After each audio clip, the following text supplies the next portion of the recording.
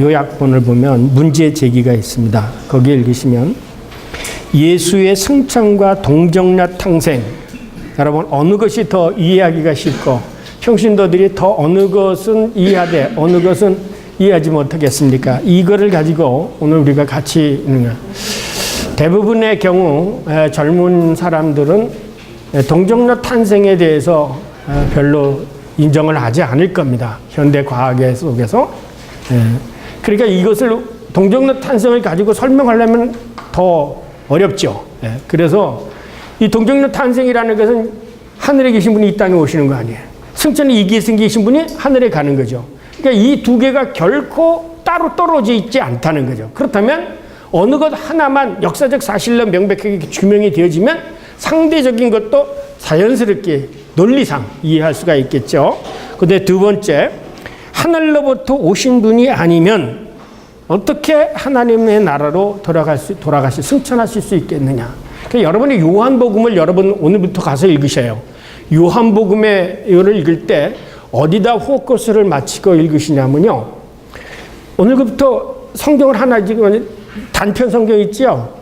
그거를 찾으셔가지고 요한복음을 읽으면 제일 많이 나오는 부분이 뭐냐면 내가 아버지께로부터 왔다는 얘기예요. 한번 집에 들어가셔서 오늘 그거를 줄을 푸셨어요. 예수님이 수없이 내가 아버지께서부터 보냄을 받은 자다. 내가 아버지로부터 왔다. 아버지가 지금 나하고 함께 계시다. 이런 얘기를 수없이 얘기를 했는데도 우리는 요한복음에서 되게 하나님이 세상을 이처럼 사랑하사 그것뿐만 생각하시죠. 근데 예수님이 수없이 얘기하세요. 그렇다면 예수님이 이 땅에 오셨다는 것을 당신이 하늘에서부터 하나님께서 보내서 이 땅에 오셨다는 게 사실이라면 하나님 예수님이 다시 아버지 품으로 돌아가는 것은 기정사실이잖아요.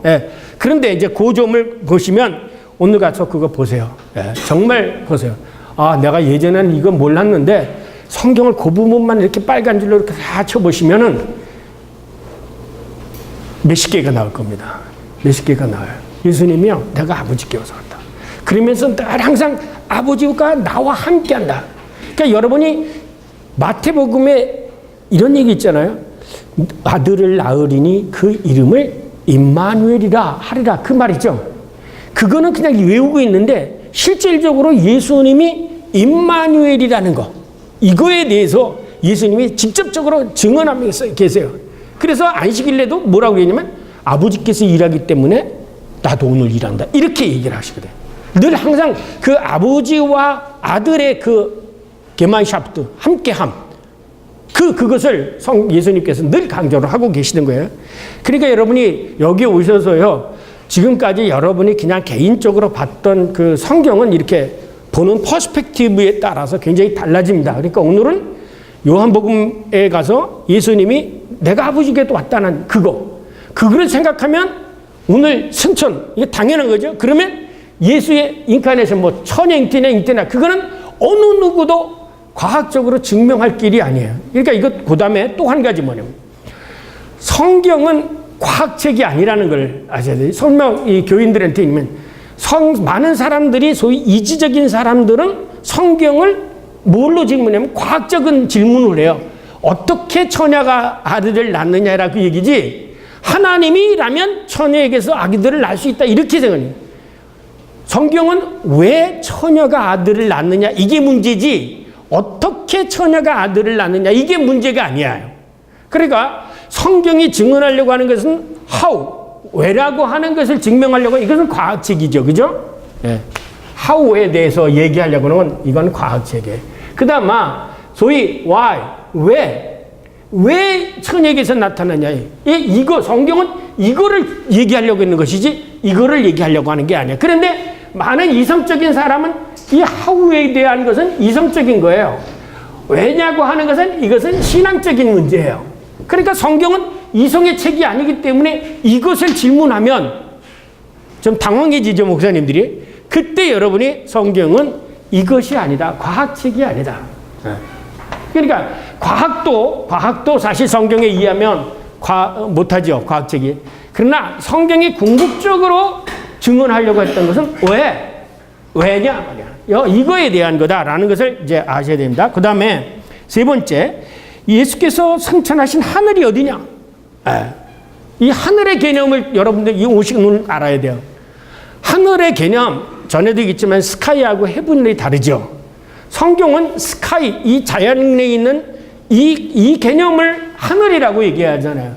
그러니까 우리가 예수님께서 죽은 자가 부활하자 하늘에 오르자 하나님 우편에 앉아 계시다. 그럴 때 그 하늘이 무슨 뭐 우주 공간의 어느 이게 아니라는 거예요. 그러니까 여러분들이 이 목회를 하시면서 평신도들이 질문을 해올 때 그 질문이 성경적인 언어와 이 사람이 질문하는 그 언어의 개념이 똑같으냐? 틀리다 이거예요. 분명히. 그러니까 이 질문한 사람의 개념을 성경적인 언어의 개념으로 다시 바꿔줘야 돼요. 그렇지 않으면 평생 이 사람 못 알아들어요. 그러니까 이 사람은 하늘에 오르셨다 그렇게 생각하면 구름 타고 뭐 올라간 거 이렇게만 생각하지 하늘이라는 성경에서 나오는 하늘의 개념하고 이 스카이라는 것이 전혀 다른데 그래서 하늘나라라고 얘기할 때도 지난번에 바실레이아 투 우라누 이거는 우주 공간의 하늘이에요. 그 다음에 바실레이아 투 테우 하나님의 나라 이렇게 바꾸어 쓰고 있는 거예요. 그러니까 성경은 하나님의 나라를 얘기하는 것이지 하늘나라를 얘기하는 거 아니에요. 그러니까 예를 들면 이런 경우입니다. 우리가 하나님이냐 하느님이냐라는 것을 많이 가지고 얘기할 때 하늘이라는 것은 하느님은 하늘이라는 자연의 개념을 얘기한 거고 하나라고 하는 것은 유일하신 하나님에 대한 얘기가 여러분 알고 계시지 않습니까? 그런 것처럼 어느 게 더 성소적이냐라고 할 경우 하나님이 더 맞지 하늘은 자연을 뜻하는 거거든요. 자연의 신이 아니에요. 기독교의 하나님은요. 그러니까 여기서 여러분이 목회하면서 질문을 해오실 때 그 질문이 하늘이라는 개념이 이 세상에 여기 보는 우주 공간에 구름 둥둥 떠다니는 그 하늘이 아니다라는 것을 가르쳐줘야 돼요. 그러면 하늘이 뭐냐? 성경에서 얘기하는. 그렇게 해야 이제 평신도들이 내가 이미 하나님의 나라가 가까이 왔다 이런 말을 들을 때 이 성경을 이해할 수 있죠. 하늘나라는 게 저 스카이가 저 산꼭대기 저 꼭대기에 있는 하늘나라가 여기 임했더냐 이렇게 생각을 하게 되지만 이해를 못하지 않습니까? 이제 그 점을 여러 개 구체적으로 만증해 주시기 바랍니다. 자, 그 다음에 하나님의 우편이라는 게 어디냐? 우편. 하나님의 우편이라는 뜻이 어디냐? 이것은 이제 오늘 뭐와 관계되지만 교회와 관계되어지는 거예요. 교회. 하나님의 우편이라는 것이 뭐하고 관계되면 교회의 머리 대신 그리스도. 이거와 관계되거든요. 그러니까 이 성경의 언어들은 이것이 전적으로 신앙적인 언어이기 때문에 인간의 과학적인 언어가 아니기 때문에 그 언어 하나하나 개념을 성경에서 이야기하는 그 개념이 뭐냐라고 하는 것을 1차적으로 설명해 줄 필요가 있다는 거죠. 그러니까 우리들이 하나님의 우편이라고 했을 때 가서 그럼 가만히 앉아 계신 그러면 우리들이 얘기했던 자유주의의 신학의 원상이었던 그 테이즘, 그 유신론 그거하고 똑같은 거죠. 하나님 그 우편에 있어서 지금 역사 안 하고 계시는 거예요? 아직도 거기서 활동하고 계신단 말이죠. 그럼 어디를 통해서 활동하고 계시냐? 교회를 통해서 예수님이 활동하고 계시다는 거예요. 그러면 이 하나님의 우편이라는 개념이 뭐냐? 장소적인 개념이 아니라 이게 시간적과 시공간의 개념이 함께 담겨진 함유되어진 개념이라는 것을 여러분이 설명을 해줘야 돼요. 그렇지 않으면 평신도들은 어떻습니까? 하나님 우편이면 그냥 글자 그대로 그냥 하나님 우편에 가서 가만히 옆에 앉아 있는 사람 아들처럼 놀고 있는 하나님 예수님 이렇게 생각할 것 아닙니까? 그러니까 오늘은 요 세 가지 이 테멘 하나님의 하늘, 하나님의 우편, 그 다음에 승천과 이 화요 이 문제가 어떻게 연결이 되어져 있느냐 요 세 가지를 나누게 되어졌습니다. 그래서 첫 번째 구원의 경륜 속에 있는 하나님의 승천. 그런데 현대 신학자들은 이 승천을 부인합니다. 그래서 여러분이 잘 아는 이 루돌프 불트만이라는 현대 신학자가 이 책이 원래 초대교회 교회가 형성사라고 됐지만 원 제목은 뭐냐면 다스 우 크리스텐툼이란 뜻이에요. 이게 본래 기독교의 태동되어질 때 우게마인데 처처의 기독교가 뭐냐라는 것을 이 사람이 쓴 건데 이 사람이 뭐라고 썼느냐면 이렇게 써요. 초대 기독교는 예수의 제자단에서 생긴 것이다. 즉 그들은 예수가 로마 총독 본디오 빌라도에 의해서 십자가에 처형당한 후 자기들의 스승을 부활한 자로 보았다. 하나님이 그를 죽은 자 중에서 일으켰다는 그들의 신앙은 동시에 그들에 의해서 그는 하나님에 의해 하나님의 영광 가운데 올리었고 하나님의 나라를 세우기 위해 후에 하늘의 구름을 타고 올 인자의 지위에 올렸다고 그들은 생각하고 있었다. 이게 뭐냐면 제자들이 예수가 승천한 걸로 그렇게 만들었다는 거예요. 그러다 보니까 현대신학자들이 여러분 마가복음에 보면은 이제 분명히 이제 교회 안에서 좀 똑똑한 사람은 질문을 할 거예요. 마가복음을 이렇게 딱 읽잖아요.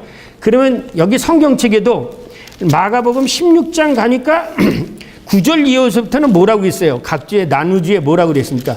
9절 이하는 어느 사본에는 없음 이렇게 나와 있죠. 분명히 책이 그렇게 나와 있어요. 여기 성경에 그렇게 나와 있어요.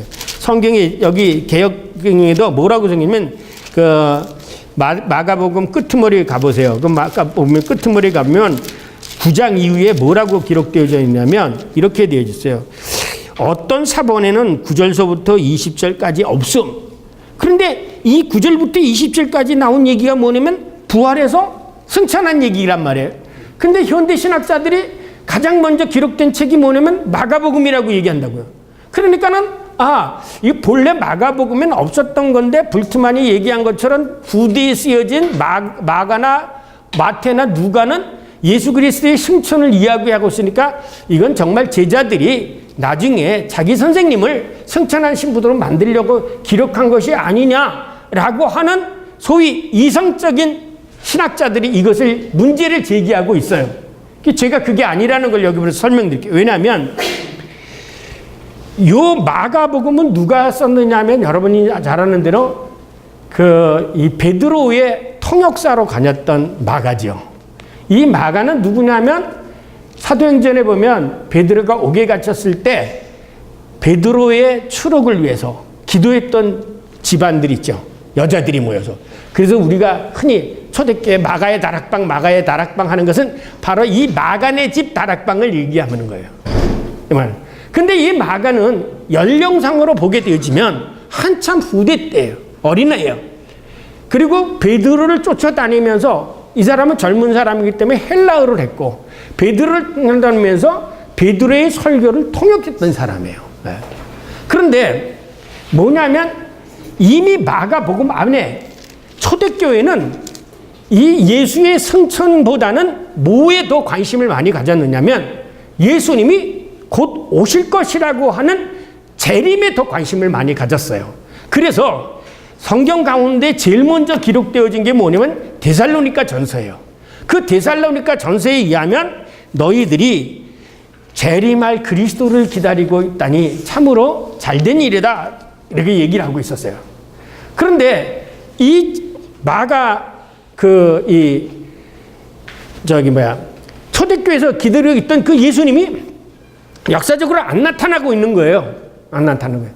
그래서 마가는 이 뒷부분에 이제 자기의 예수 그리스도의 생애를, 근데 이것도 여러분이 이제 좀 성서신학에 들어가게 되면 더 깊이 이르겠지만 마가는 이게 베드로를 쫓아다기 때문에 연대기를 쓰는 데 관심이 있었던 게 아니에요. 마가는 뭐에 있으면 마가복음 오늘 것부터 또 같이 읽어보세요. 주로 테마별로 이 글을 쓰기 시작을 했어요. 그래서 테마는 비유가 나오면 비유 얘기. 그것도 잃어버린 거에 대한 것은 뭐 겨자씨의 비유, 아들의 비유, 잃어버린 거에 대한 테마는 잃어버린 거. 그 다음에 유대인과의 논쟁, 그럼 유대인과의 논쟁. 이렇게 테마별로 이 성경을 기록한 거예요. 그러니까 마가복음으로서는 예수의 전기를 쓰려고 했던 게 아니기 때문에, 그리고 마가는 자기 베드로에게서 들은 얘기지 생생하게 자기가 이것을 예수님 쫓아다니면서 그런 계획이 없어요. 마가복음의 특색이 뭐입니까? 예수님이 탄생 기사가 없잖아요.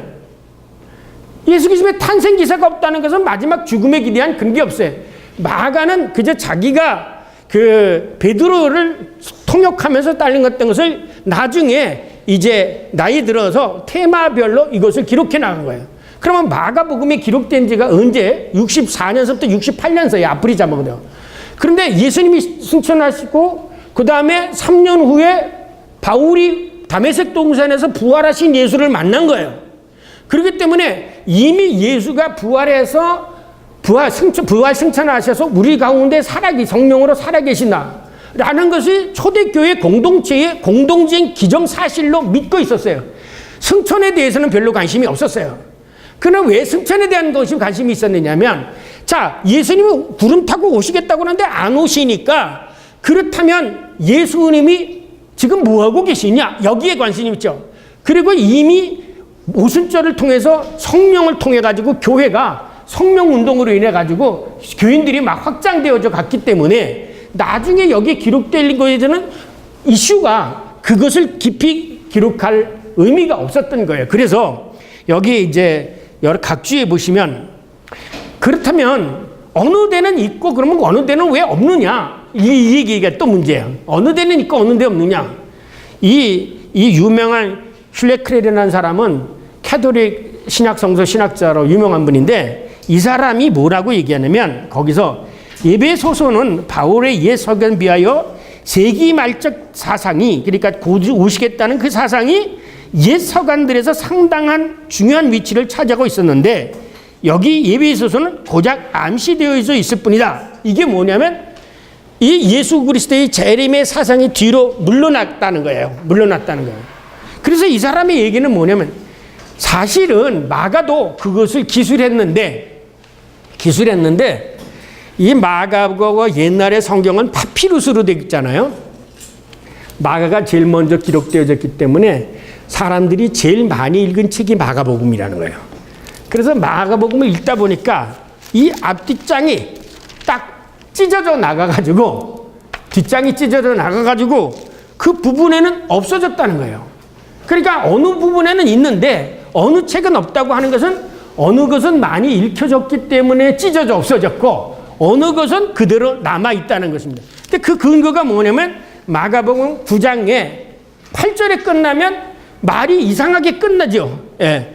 그 이상하게 끝나잖아요. 그 말이 안 되잖아요. 그래서 이것은 분명 그 마가복음 파피루스 어느 사본에 있고 어느 사본에 없다고 하는 것은 많이 읽은 책들 가운데는 뒷장이 찢어져 나갔기 때문에 없다. 예. 그러나 마가는 이미 예수의 기정사실을 알았기 때문에 마가복음에 보면 마가복음 여기서 시간이 없으니까 마가복음에 이미 예수 그리스도께서 승천해서 마지막 다시 오실 것이라는 예수의 증언을 마가는 13장에서 종말론장에서 증언하고 있다라는 것입니다. 그러니까 지금까지 학자들이 이제 소위 자유주의 신학자들이 이걸 가지고 트집을 잡으면서 승천 문제를 제기해 왔다는 것은 이제 이것으로서 디펜스가 될 수 있을 거라고 생각이 됩니다. 자, 그래서 거기 보면 데살로니가 4장에 초대교회의 사상들은 임박한 예수 그리스도의 재림을 기다리고 있었다. 왜? 승천을 기정사실로 알고 있었기 때문에 재림을 기다리는 거잖아요. 그렇잖아요. 승천하신 분이 아니면 재림 기다리겠어요? 그러니까 생각을 해보세요. 승천은 재림 이전이죠. 그러니까 많은 사람들이 재림을 기다리고 있었다는 것은 이미 승천한 것은 기정사실로 알고 있었고 그 다음에 재림, 다시 오실 재림을 기다리고 있었다는 거예요. 그러니까 초대교회의 신앙의 중심은 뭐냐면 이미 승천한 것은 사실이고 그건 뭐 사람들이 다 봤으니까 그 다음에 이제 예수님이 다시 이 세상에 오실 거라는 걸 기다리고 있었던 재림 사상이 지배적이었다는 것은 이미 승천은 기정사실로 인정되어졌다라는 것입니다. 그래서 이제 어느 누가 뭐라더란지 여러분이 이제 이런 학문적으로 문제가 제기되어지면 이렇게 답변을 하시게 되어졌습니다. 자, 그 다음에 따라서 예수 그리스도의 승천은 예수 그리스도 선제와 환증을 반증해 주는 거다. 이게 뭐냐면 왜 예수의 승제? 예수님께서 이 땅에 오신 거예요. 이 지상에. 이 지상에 오신 것을 뭐예요? 화육이라고 얘기하잖아요. 인카네이션이에요. 만약에 이게 화육이에요. 승천은 뭐야? 십자가이고 이게 승천이에요. 내내 이게 뭐야? 이 지역은 하늘이에요. 여긴 땅이에요. 그러면 이런 현상이 생기지 않습니까? 예수님이 승천하신 것이 아니라면 오신 것도 아니고, 그렇죠? 오셨다면 가는 게 당연하지 않겠느냐? 그래서 그러면 예수님이 아까 요한복음에 보면은 예수님이 수없이 얘기하는 게 뭐라고요? 내가 아버지께서 왔다. 그러면 다시 말해서 그러면 예수님께서 하나님의 나라라고 하는 이걸 선포하셨잖아요. 예수님이 승천하신 그곳, 이게 바로 곧 하나님의 나라이죠. 그래서 이것을 시간적으로 얘기하니까 하나님의 나라가 가까웠다. 사실 말해서 내가 승천할 때가 가까웠다. 그런 얘기예요. 그리고 이 하나님과 함께하는 거, 이제 나중에 이 하늘이라는 개념도 다시 얘기지만 이게 하나님의 나라, 하늘나라고 할 때 이 하나님의 나라는 하나님이 계신 곳이 하늘나라예요. 그러니까 여러분이 이 서양적 시간관념에서 볼 때 너희가 살아서 나를 믿는 자는 영원히 죽지 않고, 그런 말씀이라든지 하나님의 나라가 내가 성령을 힘입어 귀신을 쫓아내는 것을 보면 하나님의 나라가 이미 너희 가운데 임하였다. 이런 말씀을 우리가 이 하늘이라는 개념과 예수 그리스도의 승천과 연결시켜서 보지 않으면 전혀 이해할 수가 없는 얘기예요. 근데 예수님은 이미 이 승천이라는 거 당신이 여기서 왔기 때문에, 그렇기 때문에 여러분 내가 너희들이 말하는 아브라함보다 먼저 있었다. 그걸 어떻게 돼요? 그러니까 사람들이 이해 못 하잖아요. 근데 현대인들이 많이 이해하지 못하는 건 이걸 이해하지 않고 다 모든 걸 수평적으로 이해해요. 이게 뭐냐면 헬라적인 사고예요. 히브리적인 사고는 헬라적인 사고처럼 수평적인 게 아니에요. 시간과 공간이 하나로 묶여져 있는 게 이게 히브리적인 성경의 사고예요. 그러니까 네가 땅에서 풀면 하늘에도 풀리고, 네가 땅에서 나를 시인하면 나도 아버지 앞에 갈 때 너를 시인하고, 그러니까 이게 현재와 미래가 하나가 되어져 있는 것이 바로 성경인데, 그래서 예수님은 무슨 말씀을 할 때 늘 항상 현재와 종말, 현재와 창조, 이것을 항상 하나로 묶어서 생각하는데, 교회에서 많이 생각하는 것은 전부 순평적, 과거, 현재, 미래, 어떻게 과거로 돌아가느냐, 타임머신이 있느냐, 이런 식으로 생각하는 거죠. 그건 뭐냐? 성경이 잘못되어져 있는 게 아니라 우리가 이 성경을 이해하는 우리의 구조, 소위 저거를 이 파라다임이 인지구조예요. 이 인지구조가 잘못되어져 있기 때문에 우리가 성경을 이해하지 못하는 거예요. 그러나 성경 자체로서는 오신 분이 가는 건 당연하거든요. 가셨으니까 다시 오실 거. 이게 뭐예요? 이게 재림이야. 그러면 초대교회는 뭐를 믿고 있었냐? 재림을 하는, 예수님께서 약속하신 것을 재림을 믿었기 때문에 승천한 것은 이미 전제가 되어진 거예요. 재림을 기다린 것 자체가 승천을 전제하고 있다는 겁니다. 자, 그 점을 이제 얘기하게 되어졌습니다. 그래서 그 아래를 보세요. 도표를 봤습니다. 예수님의 승천은 아들의 선제와 화육의 반증, 서로 반대를 이루냐? 그래서 에베소서가 얘기합니다. 그 앞에 뭐라고 합니까? 그가 올라가셨다는 것은 그분이 땅의 낮은 곳으로 내려오셨다는 것이 아니고 무엇입니까?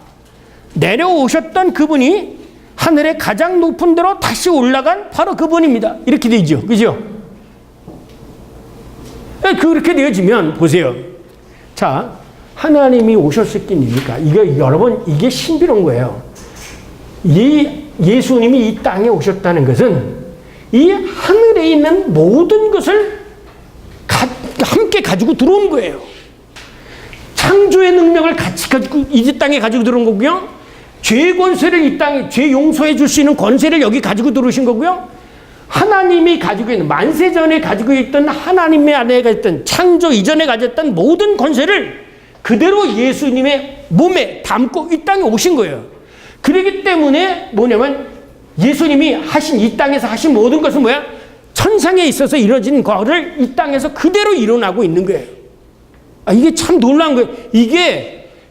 이것이 그리스도인과 그리스도인이 아닌 거예요. 제가 공부를 해보면서 이 신학과 이 정말 교회 안에서 신앙의 전승과 이게 달라져요. 그게 왜 달라지냐면 초대교회에 예수님의 살아계심을 직접적으로 경험하고 성령에 힘입은 사람들은 글을 안 썼어요.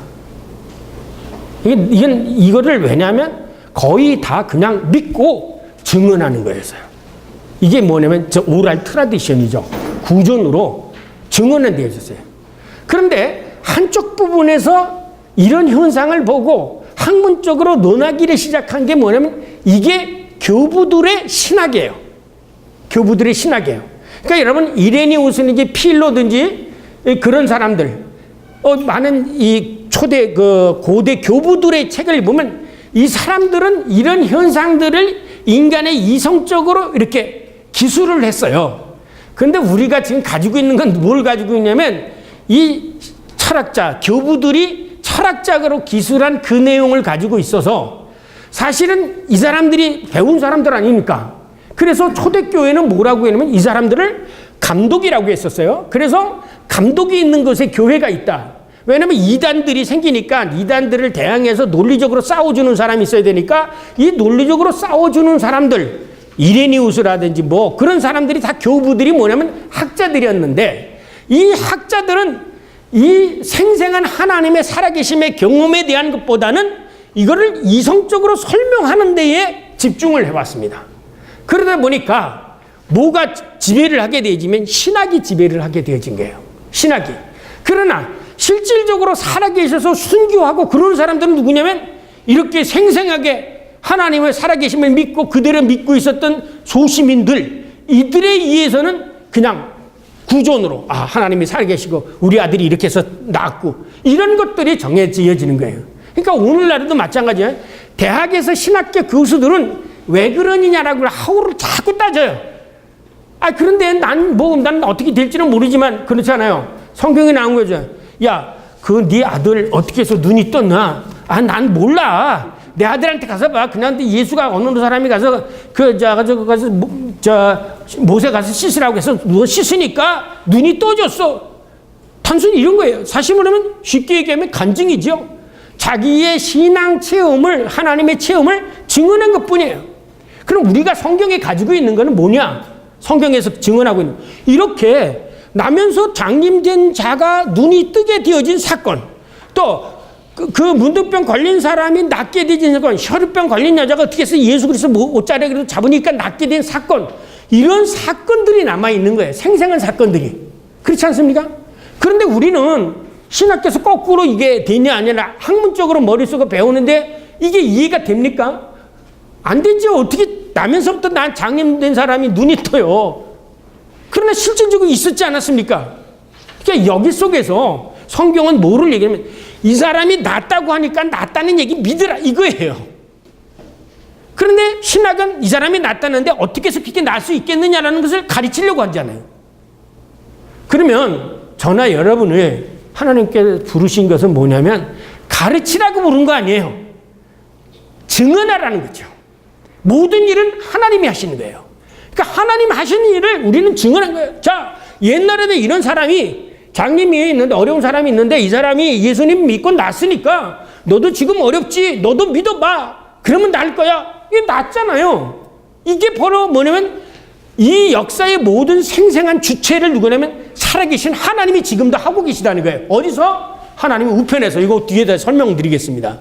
그래서 이제 이게 교회의 머리라는 것으로 나타나는데 그 아래 보시면 요것이 이제 요거가 아주 절적에 딱 맞는 게 있어요. 하나님의 선제, 그 다음에 예수님의 승제, 하나님과 동등감. 그래서 빌립보서에 있잖아요. 하나님과 동등됨을 취하지 아니하시고 낮아지셨다. 하나님의 우편에 계시다. 이게 하늘의 영이에요. 그 아래로 내면 이건 지상이에요. 예수님의 화육이에요. 왼쪽에. 그 다음에 예수님이 육신을 입었기 때문에 부활하신 거예요. 그래서 거기 중간에 뭐가 있을까요? 십자가가 있겠죠. 화육과 부활 사이에는. 그죠? 그 다음에 나사렛 예수의 몸으로 육으로 왔어요. 그 다음에 똑같은 몸인데 부활하신 몸은 영의 몸. 화육의 몸은 뭐예요? 육의 몸이죠. 이 성경이 얼만큼 이렇게 아주 체계져요. 화육된 몸은 예수님에게서 마리아에게서 난 마음은 이게 육의 몸이에요. 우리와 똑같은 몸이에요. 그냥 똑같은 몸이지만 부활하신 몸은 왜? 영의 몸이죠.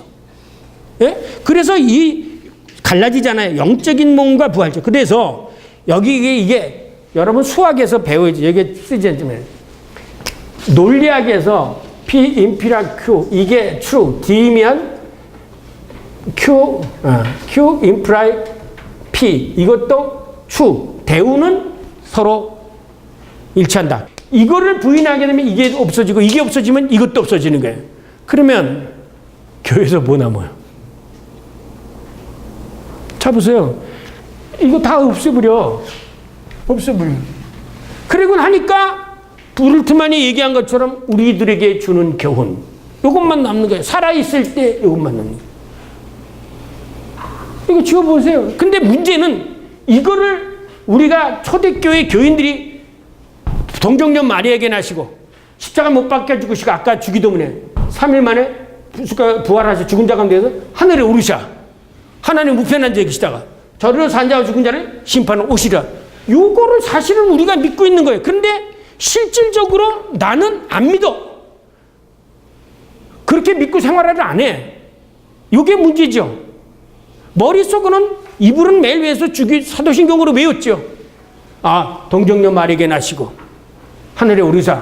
여러분 믿습니까? 지난 시간에도 얘기했지만 이것이 여러분의 삶을 변화시키는 거고 교회를 변화시키는 거예요. 지금 교회가 다 죽어간 거예요. 왜 죽어? 이거를 안 믿기 때문에 죽어가는 거예요. 교회 나오는 사람들에게 붙들기는 해요. 너 당신 예수 그리스도에 왜 비난을 받는 줄 아세요? 하나님 나라 안 믿기 때문에, 부활 안 믿기 때문에. 여러분이나 저나 마지막 가야 될 것은 부활해서 하나님의 나라예요. 네. 그런데 모든 게 여기만 집착되어 있잖아요. 여기서 잘 먹고 잘, 이게 뭐야? 이게 종교예요. 이게 기복신앙이라는 거예요. 네. 이게 기복신앙이야. 여기서 살아있을 동안, 요것 때만 내가 잘 먹고 잘 살고, 하나님이 도와줘서 내가, 아니, 어디 계신데 하나님이 도와줘? 어디 계셔? 여기 계셔? 저기 계셔? 응? 그게 이 논리적 모순하네? 내가 여기서 잘 먹고 잘 살겠다고 하는데 누가 도와주는 사람이 있어야 될 거 아니야? 어디 계셔, 그분? 우리의 논리적인 모순 속에서 지금 신앙이 바로 되어지지 않는 거예요. 네. 그래서 그 다음에 그렇다면 하늘이라는 게 뭐냐? 하늘. 아까 하늘에 오르사 하나님 우편에 계시다가 그랬어요. 하늘. 이 하늘에는 아까도 얘기했지만 영적인 의미의 하늘이에요. 하늘들의 하늘. 이게 마태복음 2장에는 바실레이아 투 우라노 하늘들의 우라눈 하늘들의 하늘. 때로는 하늘의 나라 바실레이아의 우라니온 에프라이니온 복수이니까 이렇게 돼요. 이것들이 이 하늘이라는 게 뭐냐? 이 전에도 얘기했지만 기독교의 역사관에는 이 하늘이 이렇게 돼 있어요. 이게 내가 여기 있잖아요. 내가 살고 있는 세계에 여기 천사들하고 마귀들이 있어요. 여기 천사 마귀. 예. 여러분 예수님이 태어날 때도 천사, 그 다음에 승천하실 때도 천사. 예. 하나님의 역사의 속에는 늘 항상 수종드는 뭐가 있어요? 천사들이 있어요. 근데 또 반면에 우리들의 삶 속에 늘 우리들을 시험하는 뭐가 있어요? 마귀가 있어요. 그래서 예수님이 시험에 들게 하지 마옵시고 악에서 구하옵소서라고 하잖아요. 그러면 시험 누가 합니까? 보이기는 마누라가 하고 보이기는 남편이 하고 딴 사람이 하는 것 같지만 사실은 그 시험을 주도했는 사람은 누구냐면 이거는 사탄 마귀예요. 그래서 심지어는 그 베드로가 예수님을 보고 그렇게 하지 마십시오. 그러니까 예수님이 베드로를 뭐라고 그랬어요? 이 사탄아 물러가라고 그랬잖아요. 그 순간 베드로가 사탄의 노예가 되어 예수님을 유혹하고 시험하는 거예요. 그러니까 우리 주위 속에서 교회에 목회하면서 제일 많이 나의 사탄 넣어가라고 나를 유혹하고 있는 사람이 있어요. 교회에 꼭 있어요. 그 사람 한두 사람 꼭 있어요. 그 사람 교회 나가면 다른 사람이 꼭 그 역할을 또 해요.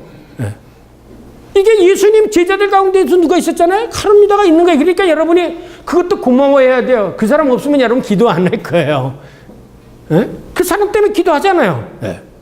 그러니까 우리가 우리들의 이 신앙이라는 삶의 현실은 세상적인 뭐의 어떤 객관적인 이런 거하고는 전혀 다른 차원이라는 거예요. 그러니까 우리는 이 세상의 학문을 가지고 교회에다 끌어들이려고 하는데 이렇게 되어지면 신학이 약화되어져요. 왜? 이 초월의 세계와 바이탈한 세계, 그런 세계를 우리는 이 인간의 이성의 세계로 축소시켜버리고 환원시켜버리기 때문에. 그래서 여러분이 이 상황을 아셔야 하늘에 하늘이 있어요. 그러면 여기서 하늘이라는 게 뭐냐? 하늘은 하나님이 활동하시고 역사하시는 곳이 하늘이에요. 하나님이 활동하고 역사하시는 곳이 하늘이에요. 네. 그래서 예수님이 그랬죠. 내가 성령을 입어 귀신을 내쫓으면 이미 하나님의 나라가 너희 가운데 임한 줄 믿으라. 지금 하나님이 여기서 역사를 하고 계세요. 역사를 하고 계세요. 그걸 어디서 제일 할까요? 네. 네. 하나님의 역사가 어디서 일어나느냐? 하나님의 말씀이 선포되어지는 곳에서 일어나요. 하나님의 말씀이. 그럼 하나님의 말씀이 선포되어지는 게 어디예요? 네? 교회예요.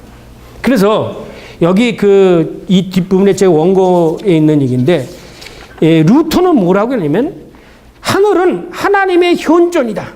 하나님이 계시는 곳이 하늘이야. 그래서 옛날에는 교회가 감독이 있는 곳에 교회가 있다 그렇게 얘기했지만, 요즘엔 이 신학자들이 하나님의 역사가 일어나는 것이 하나님이다. 하나님이 일하시는 곳, 하나님의 장소, 역사하시는 것, 활동하시는 곳이 뭐냐? 교회. 그렇기 때문에 엄밀한 의미에서는 교회 밖에서 하나님의 역사가 일어나지 않아요. 가끔가다 그러죠. 이성적인 사람, 저도 그런 거를 많이, 아침에 새벽기도 가려면 늘 질문드리는 거예요. 꼭 교회만 가야 되나? 여기서는 하나님의 역사가 안 일어나? 여기서 안 일어나요. 왜? 하나님의 성부와 성자와 성령으로 하나님의 말씀이 선포되어지는 것, 잘하든 못하든 목사의 설교가 있어지고 거기에 찬송이 있고 거기 속에, 왜? 하나님은 두세 사람이 모이는 곳에 있지 나 혼자 가서 산골에 가서 있는 그런 게 아니에요. 이게 신비주의자들이에요. 예수님은 그 위에서 계시지만, 오늘 이 승천에 계시지만 오늘 성령을 통해서, 요거는 누가 얘기하냐면 미카엘 벨커라는 사람이 고테스 오펜바움이라는 책 속에서, 지난 시간에 제가 우주 강의 때 하늘 우편에 앉아 계시지만 성령에서 여전히 이 세상에서 하시던 일을 그대로 함질해, 성령을 통해서. 그래서 하나님 우편에서 계셔서 우리를 위해서 말할 수 없는 탄식으로 기도해 주시고, 로마서 8장에 보면 성령께서도 우리가 구할 바를 알지 못하지만 성령께서 우리를 구하신다. 똑같이 나오잖아요. 소위에서 주어만 바뀌고 하는 역할은 똑같이 나오잖아요. 로마서에 찾아보시면 우리 주님께서 하나님 우편에서 우리를 위해서 간구하신다고 그랬어요. 소위 중보기도 하죠. 그 다음에 성령이 말할 수 없는 탄식으로 우리를 대신해서 기도해야 돼요. 뭐만 바뀌어? 주어만 바뀌어. 그래서 이 부활 전과 부활 이후 예수 그리스도의 사건은, 역사는 계속해서 이 제사장적인 사역을 성령을 통해서 우리를 하고 계시다. 그럼 어디서 하느냐? 교회 안에서 하나님의 말씀이 선포되어지는 것이에요. 왜? 그리스도는 하나님의 말씀이기 때문에 거기서 역사가 일어나는 거죠. 그러니까 우리가 하나님 우편이라는 그 개념이 단순하게 시공간적인 얘기가 아니라, 이 하나님의 우편은 시간적으로 생각하면 승천과 재림 사이에 있는 시간, 이게 우편이에요. 공간적으로 얘기하면 우리들과 하나님 사이에 있는 시간, 누가 있어? 예수님이.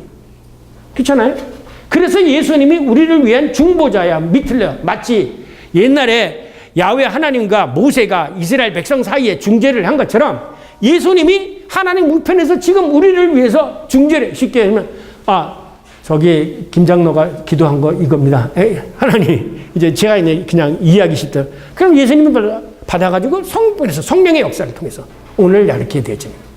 이 귀한 일에 여러분이 소명을 받았다는 걸 생각하셔야 된다. 여러분은 예수님 말씀 뒤에서 평신도 하고 하나님 말씀, 예수님 사이에 있잖아요. 우리가 그래서요. 그래서 옛날 예배 의식 때는요, 하나님 앞에 기도할 때는 십자가를 향해서 썼어요. 오늘도 캐도릭은 그렇게 하고요. 그 다음에 하나님 편에서 축도를 할 때는 교인들이 향당해서 축도하고, 그리고 봉헌 드릴 때도 하나님 앞에 이렇게 해서 봉헌 드리고, 또 봉헌 받고 하나님께서 감사 기도하고 인간들에게 축도할 때도 이렇게 하고. 그래서 옛날에 교회 예배는 제대를 어디다 놓느냐, 이 앞에 놓느냐, 이게 다른 가지 교회 예배 너 있었지만, 사실은 목회자는 이게 그리스도와 평신도 사이의 중재자예요. 미틀레요. 예. 이 중재자의 역할을 해야 되는데 이 중재자의 역할을 제대로 하려면 뭐야? 하나님 말씀을 제대로 들어야죠. 그래서 이 중재자가 다른 소리를 하면 안 되죠. 그렇죠? 대사가 국가에서 나온 얘기를 가지고 딴 얘기 하면 송환당하는 것처럼 우리는 그저 하나님께 말씀 들은 대로만 전하는 거예요. 내 말 섞으면 안 돼, 그거는. 그래서 구약의 많은 예언자들이 아마 야훼 그랬잖아요. 여호와께서 이렇게 말씀하셨다. 여호와 말씀이 내게 임하셨다. 사도들도 마찬가지예요. 이 사도라는 게 아포스톨로스라는 것은 뭐냐면 중앙정부에서 전쟁터에 내보내는 그 군수물자 나르는 배를 맨치면 아포스톨로스라고 있고, 여기서 이제 국가의 메시지를 가지고 군대 갔다 오시면 하지만 전령 있잖아요. 그 전령을 아포스톨로라고 했어요. 그럼 우리가 사도라면 내가 받은 걸 갖다 그대로 전해야 될 거 아니에요. 하나님이 원하시는 말을 그대로 전해야 되는데 여기다가 인간의 생각을 놓게 되어지면 이거는 안 되겠지요. 예. 그래서 오늘날 예수님은 교회의 머리로 살아계시다 이거예요. 오늘날 교회의 머리로 우리들 가운데 역사하시는 분입니다. 예. 그러면 이 교회의 머리라는 게 어디냐? 이게 이제 교회의 목회적인 차원 속에 있으니까 제가 조금 읽습니다. 사도 바울은 승천하신 예수님이 현존하는 교회의 머리 되심을 다음과 같이 증언합니다. 그의 능력이 그리스도 안에서 역사사 죽은 자들 가운데서 다시 살아나시고 하늘에서 자기의 오른편에 앉히사. 이 부분이 몇 장이냐면 요게 에베소서 1장 20절 23절이니 오른편에 앉히사 모든 총치와 권세와 능력과 주권과 이 세상뿐만 아니라 오는 세상에 일컫는 모든 이름 위에 뛰어나게 하시고 또 만물을 그 발 아래 복종하시고 그 만물 위에 교회의 머리로 삼으셨다. 그러니까 하나님 우편에 계시지만 이게 뭐예요? 지금 교회의 머리로 계시다는 거예요. 성경 찾아보세요. 에베소서 1장 20절부터 23절에 있는 말씀. 교회는 그의 몸이니 만물 안에서 만물을 충만하게 하시는 이의 충만함이니라. 그래 엄밀한 의미에서는 교회 밖에는 구원이 없는 거예요. 교회 밖에 구원이 있다면 교회 안 나가도 되잖아요. 그런 의미에서 여러분이 잘 아는 그 김계신의 무교회주의자라든지 그 우치무라 내청감사님 이 사람들의 무교회주의자라는 것은 교회 개념을 그게 사실은 그러면서도 모이잖아요. 그러니까 교회가 아무리 부패해도 하나님은 이 부패한 교회를 통해서 역사하시지 그렇지 않고 혼자 산에 올라가가지고 도 닦겠다는 사람 가지고 역사는 하지 않는 거예요. 그리고 예수님이 뻔히 죄인인들을 알면서도 죄인의 무리 속에 갈릴리 사람들 틈 속에 들어가신 것처럼 우리는 어쩔 수 없이 이 죄 구덩 속에 들어가서 이 죄의 구덩 속에 있는 것을 정화하는 역할이 우리들의 역할이니까 우리는 저 산 속에 들어갈 수는 없는 거예요. 죄 많은 세상에 들어갈 수밖에 없고 그리고 죄 많은 세상에 파송을 받았지 죄 회개할 수 없는 사람이 보세요. 요나가 누구한테 파송을 받아요? 니느웨 성한테 파송을 받잖아요. 그 니느웨 성은 뭐야? 예수님이 야훼가 그랬잖아요. 자네들은 정말 하나님을 모르는 사람들이 천재. 그러니까 요나가 가서 한번 선포하니까 많은 사람들이 회개하잖아요. 우리는요 신선들한테 파송받은 게 아닙니다. 우리는 죄인들 무리 속에 파송받은 죄예요. 그래서 교회를 뭐야? 쌍토롬 페카토롬 쌍토롬 코무니오라고 해줬네. 죄인들의 무리며 이게 하나님의 자녀인 거예요. 그래서 가서 그렇기 때문에 그 죄인들의 머리 위에 누가 계셔? 하나님의 우편에 앉아 계신 예수님이 계시다는 거예요. 그래서 그 한번 제가 다시 한번 읽을 테니까 한번 보세요. 요한 그의 능력이 그리스도 안에서 하나님의 능력이 그리스도 안에서 역사하사 죽은 자들 가운데서 다시 살아나시고 하늘에서 자기 오른편에 앉히사 모든 통치와 권세와 능력과 주권과 이 세상뿐만 아니라 오는 세상에 일컫는 모든 이름 위에 뛰어나게 하시고 또 만물을 그 발 아래 복종하게 하시고 그 만물 위에 교회의 머리로 삼으셨느니라. 교회는 그의 몸이니 만물 안에서 만물을 충만하게 하시는 이의 충만함이니라. 골로새서 1장 17절 18절 에베소 20장 참고하시면 거기에 나와 있습니다. 골로새서는 그는 몸인 교회의 머리다. 아주 단호하게 얘기했죠. 이런 증언에 의하면 예수님께서 하늘에 승천하셔서 하나님의 우편에 앉으셨다는 것은 그가 자기 백성들의 공동체인 교회의 머리가 되신 것 외에 다른 것이 아닙니다. 교회의 머리는 목사도 아니고 장로도 아니고 교황도 아닙니다. 교회의 머리는 누구야? 예수님이에요. 말로는 예수님이라고 하면서 교회에 머리 노릇하려고 하는 사람이 많기 때문에 교회가 부패해지는 거예요. 왜냐하면 히브리서도 하나님의 아들을 장막을 다스리는 자로 묘사하고 있기 때문입니다. 이 장막이라는 것은 교회장. 지금 우리가 하는 말의 요점은 이러한 대제사장이 우리에게 있다는 것이라. 그 예수 그리스도는 하늘에서 지극히 크신 이의 보좌 우편에 앉으셨으니 성소와 참 장막에서 섬기시는 이시라. 이 장막은 주께서 세우신 교회예요. 주께서 세우신 것이에요. 사람이 세운 것이 아니니라. 히브리서 8장 1절서부터 12절. 그러니까 히브리서도 교회 장막의 머리는 예수 그리스도지. 이 장막은 누가 세웠다고요? 교회를 누가 세웠었습니까? 이 교회를 장로님이 몇 사람이 헌금 내서? 아니에요. 그 사람을 통해서 하나님이 세우신 거예요. 그러니까 우리는 모두가 다 도구라는 것. 이 점을 깊이 생각을 해요. 저나 여러분은 도구예요. 이 도구가 제 역할을 안 하면 보세요. 이것을 쓰다가도 제가 안 넣으면 다른 거 이거 새 거 쓰잖아요. 하나님이 호를 옮기시는 거예요. 그러니까 여러분이 그 점을 깊이. 그런데 이 하나님의 우편은 예수님의 지상적 몸인 교회를 다스리는 천상적 머리입니다. 즉 하나님의 우편은 하나님이 함께 계시는 곳이며 우리를 도와주고 우리를 위로해 주시는 성령과 천사들의 사역의 발원지입니다. 그래서 히브리서 1장 14절에서는 모든 천사들은 부리는 영으로서 구원 얻을 후사들을 위하여 섬기라고 보내심을 받은 거다. 그러니까 뭐야? 교회, 하나님의 자녀들을 섬기는 게 누구예요? 천사죠. 그러니까 여러분이나 저나 이 다음에 하나님 나라 가면 천사 역할을 해서 이 땅에서 하나님의 자녀들, 구원받을 사람을 섬기는 종이 되죠. 이게 뭐야? 천사죠. 그래서 바로 여기 나왔잖아요. 하나님이 지금 우리가 하는 말은 요점에 이 대제사장이 우리에게 있나. 예수님은 하늘에 지극히 크신 보좌에 앉으셔서 모든 천사는 부리는 영으로서 구원 얻을 후사들을 위하여 섬기라고 보내심을 받은 것이라.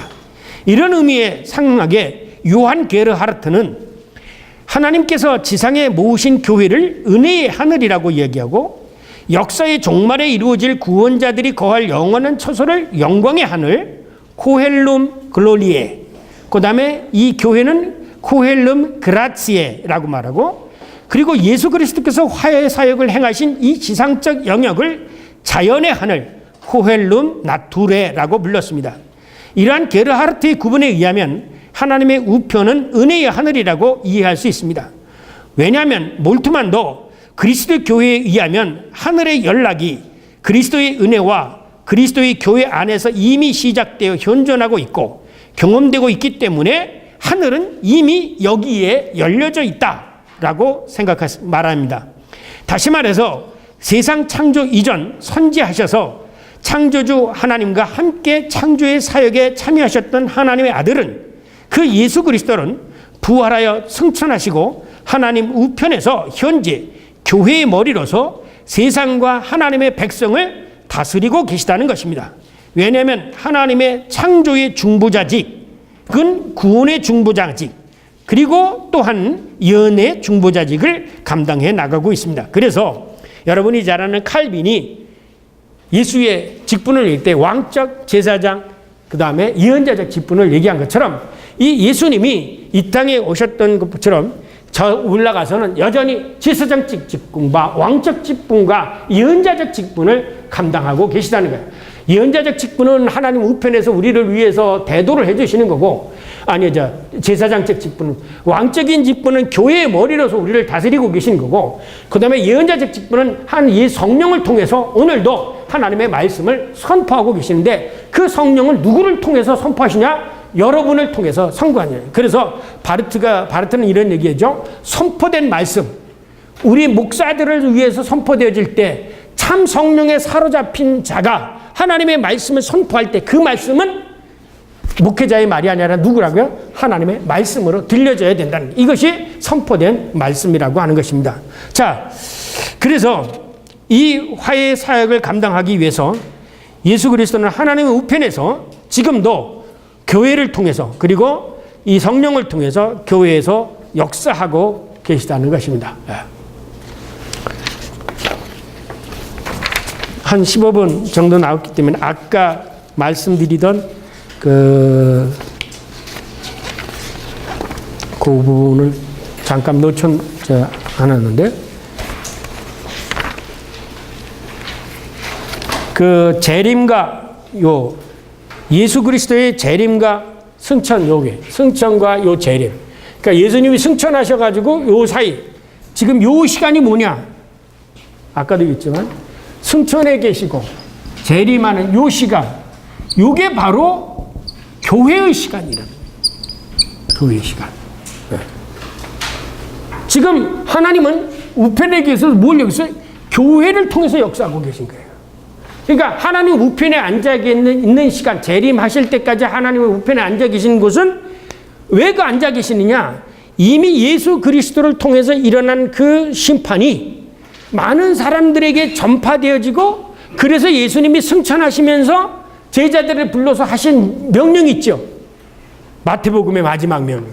너희는 가서 모든 족속으로 제자를 삼아 내가 너희들에게 가르친 것을 지키고 행하게 하라.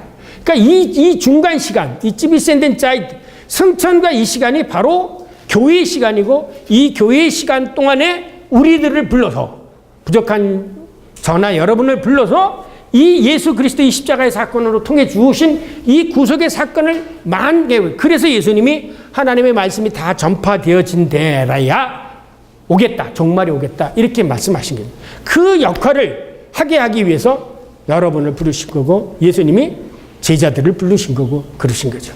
그래서 우리들은 지금 이 교회의 시간에 하나님의 그 우편에 앉아 계시는 그거에 동역하고 있는 거예요.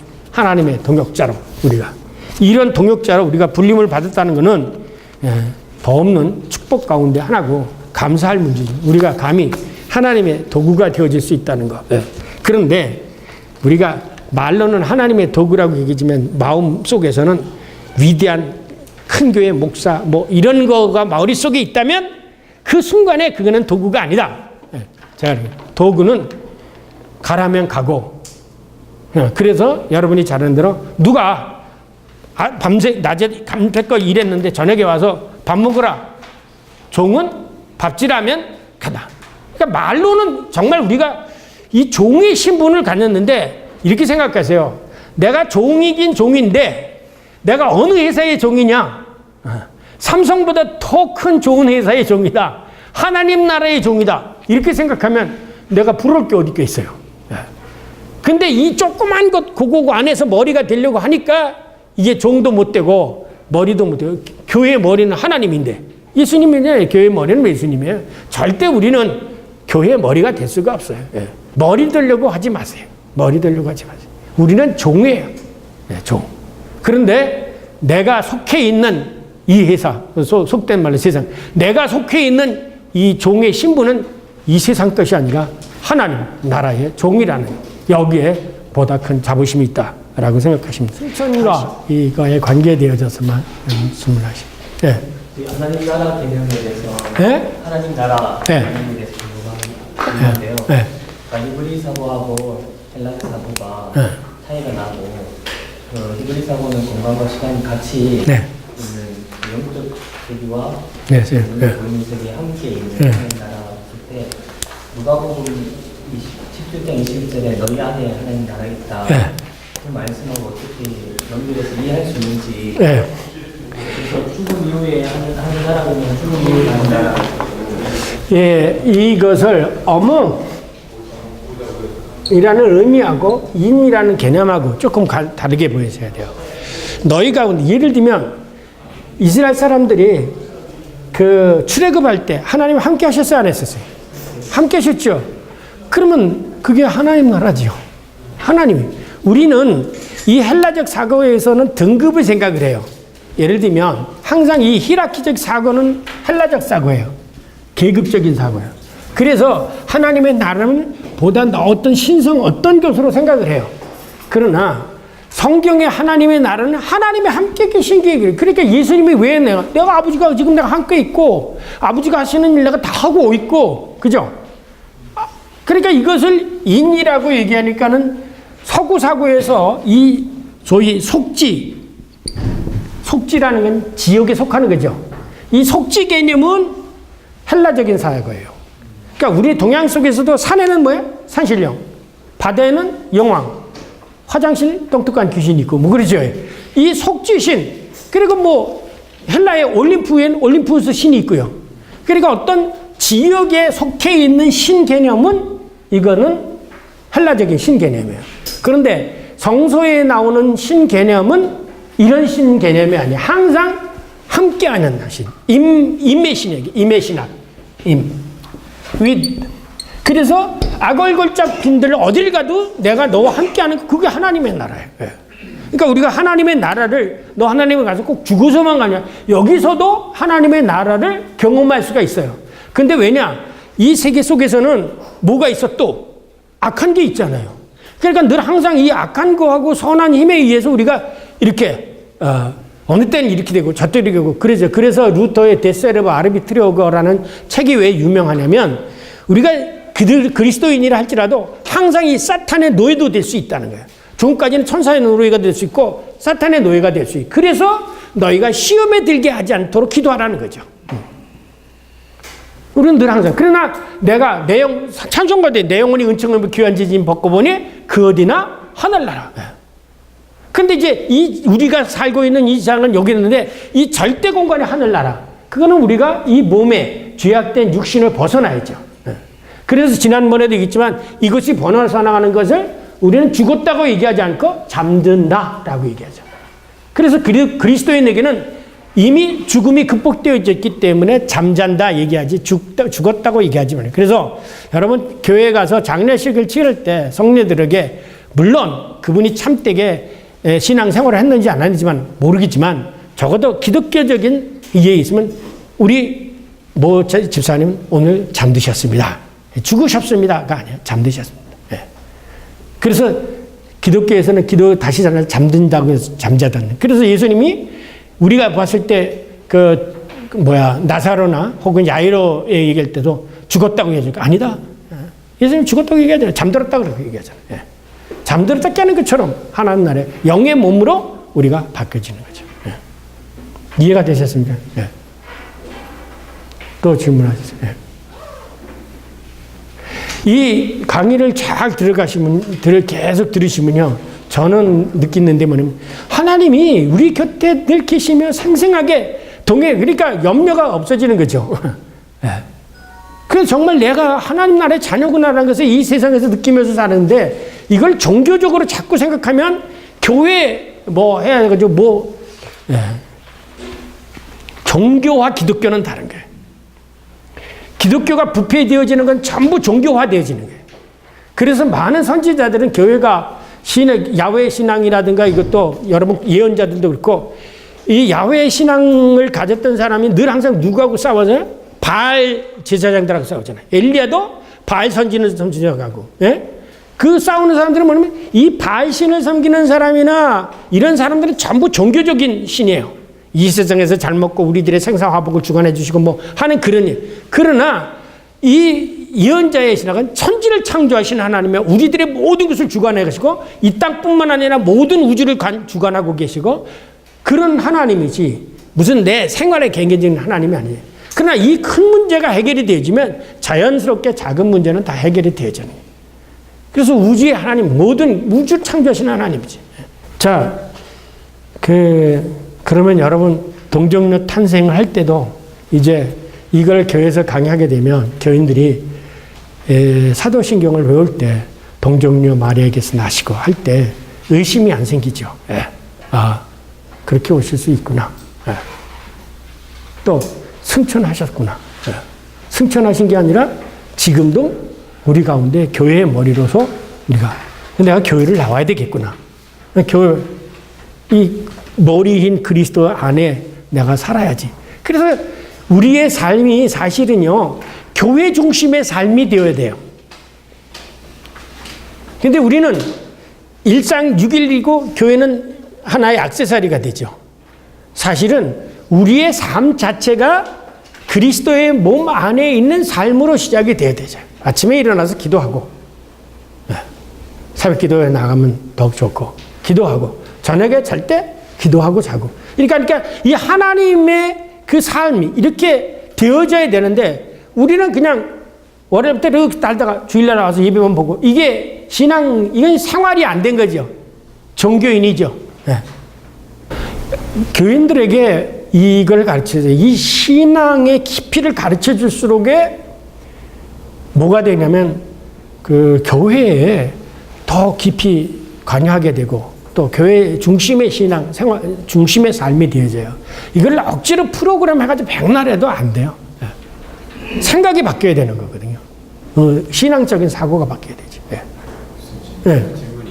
네. 아까 말씀하셨을 때 그 우리가 가지고 있는 어떤 인지 구조, 헬라사고적 인지 구조, 그러니까 시간과 공간, 과거, 현재, 미래라는 그런 인지 구조에서 벗어나서 어떤 시간 공간이 그 하나님의 우편에 앉아 계시다라는 그것이 신앙적 어떤 새로운 어떤 패러다임으로서 우리가 전환이 되어서 그것이 우리에게 어떻게 현실화되고 우리에게 나타난다는 것이 사실 조금 더 구체적으로 그런 것들이 어떤 하나님의 나라가 우리 역사 안에 중첩되어 있다는 건지, 아니면 어떤 시간 내에 어떤 영향을, 역사라는 시간에 어떻게 영향을 구체적으로 미치는 건지.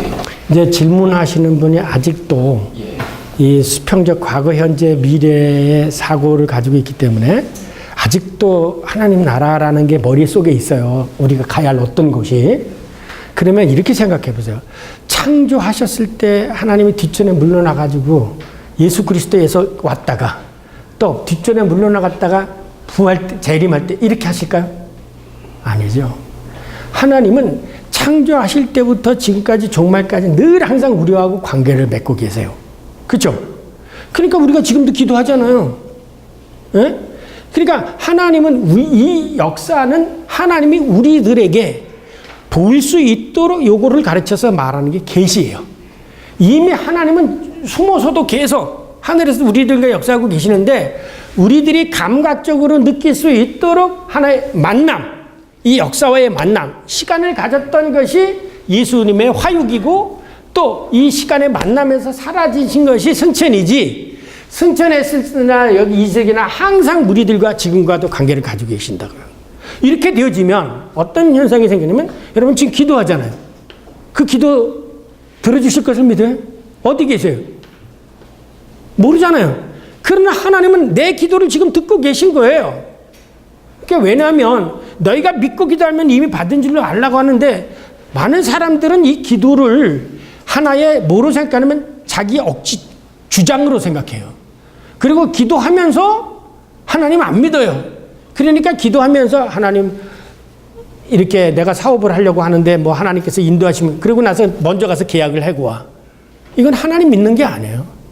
하나님을 진짜 믿는 사람은 하나님 응답할 때까지 기다려야죠. 그래서 제가 늘 항상 제 식구들이나 저희 학생들에게 기도보다 앞서가지 말라. 우리는 기도해놓고 지가 일 저질러요. 그죠? 그리고 일 저질러 놓고 기도하죠. 이거 해달라고. 안 해요. 이게 다른 거예요. 기독교인들은 먼저 기도해요. 그래서 이스라엘 사람들이 전쟁을 나갈 때 어떻게 했어요? 싸울까요, 말까요? 그래서 하나님이 우리에게 적군을 우리들에게 붙이셨습니까? 그러면 쏘 나가고, 안 하면 화친을 맺고 전쟁 안 나갔어요. 그러니까 지금도, 지금 전도사님이죠. 전도사님이 기도하시는 거 하나님 듣고 계세요.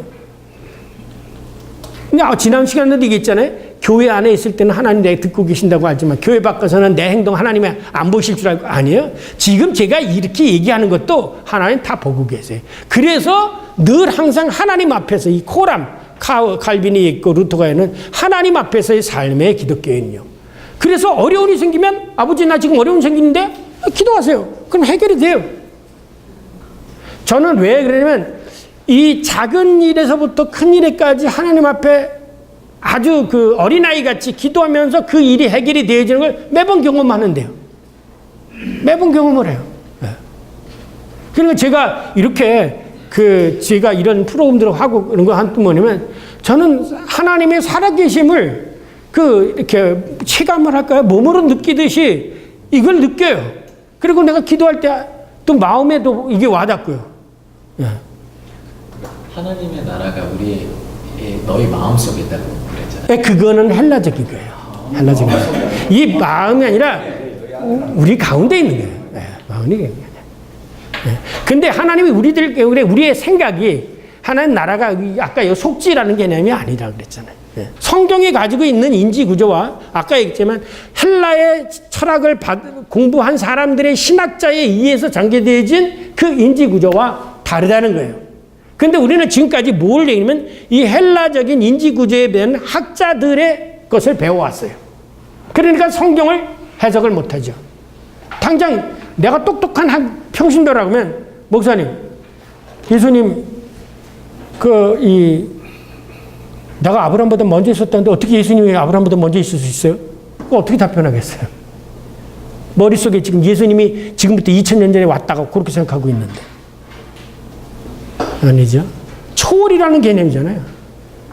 일반적인 사건의 역사 속에는 초월이라는 개념이 없죠. 헬라적인 사고 속에서는요.